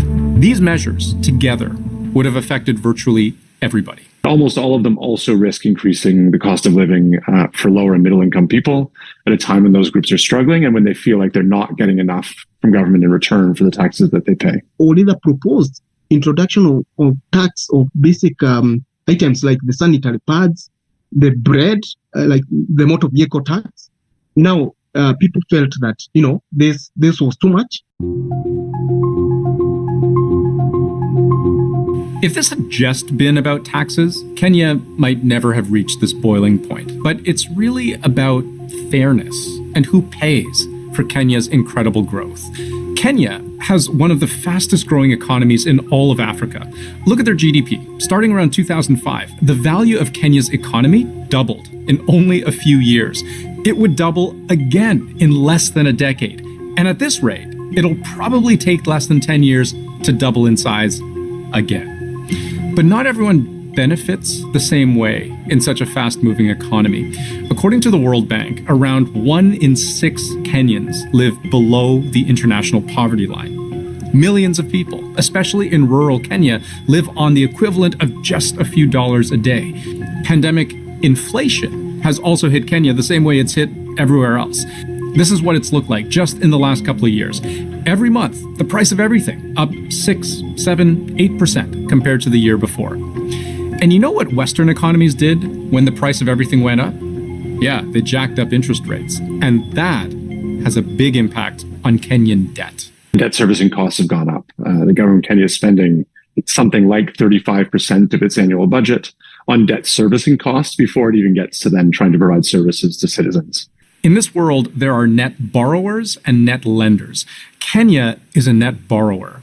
It draws billions of dollars from the International Monetary Fund. It just reached a deal this month to access an additional $1.1 billion. But all of those loans come with strings, either increasing interest payments or, in the IMF's case, a demand of Kenya's government to provide promises and plans to generate revenue. Otherwise, the taps turn off. So against that background, they're sort of desperate to raise revenue, and they're desperate to raise revenue quickly. So the government, desperate to keep its economic machine from sputtering out, turned to its people. But those people already felt squeezed. They resented being forced to give more when they already give so much. And when you layer on top other economic shocks, wars disrupting supply chains, droughts crippling the country's agriculture industry, what you're left with is a population that screams, enough is enough. Kenyans, especially the employed Kenyans, started feeling the pinch of the government tax policies. This is a reaction to a broader set of challenges that countries have faced over the past 5 years.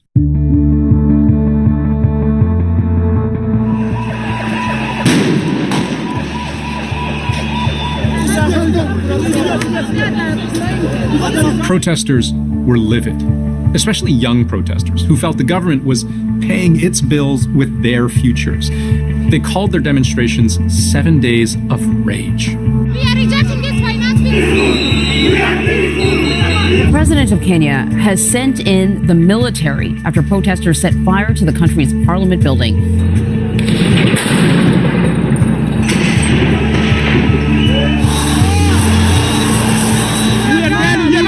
For any amendment. We are asking for them to reject it. They organized on social media. Some analysts have been dubbing them as the Kenyan Arab Spring because they were tech-driven. How did you find out about the protests? Online. Every information is online. commissioned translations of the government's proposed tax hikes so everybody everywhere could get informed. They created AI-driven resources that could answer questions about what the government was trying to do. What we saw, something that has never happened in Kenya.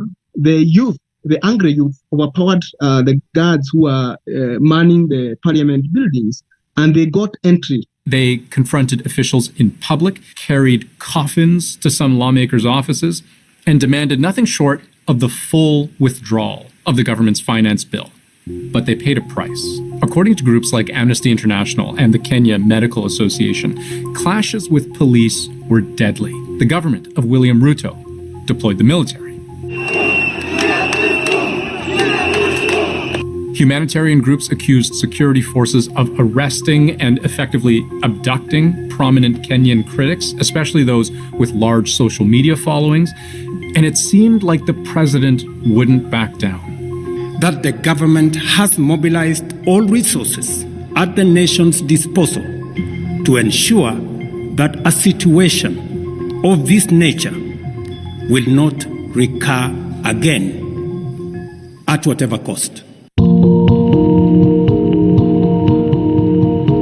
It really is striking that in less than 24 hours, President Ruto went from accusing protesters of treason, calling them a threat to national security, and their actions a reign of terror. I hereby put on notice the planners, financiers, orchestrators, and abettors of violence and anarchy, that the security infrastructure established to protect our republic and its sovereignty will be deployed to secure the country and restore normalcy.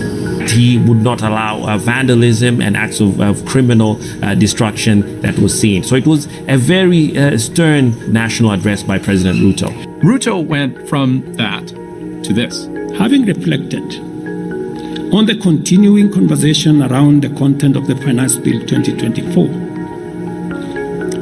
and listening keenly to the people of Kenya, I concede, and therefore I will not sign. The president had no option. The pressure was too much. Kenya's president says the bill, all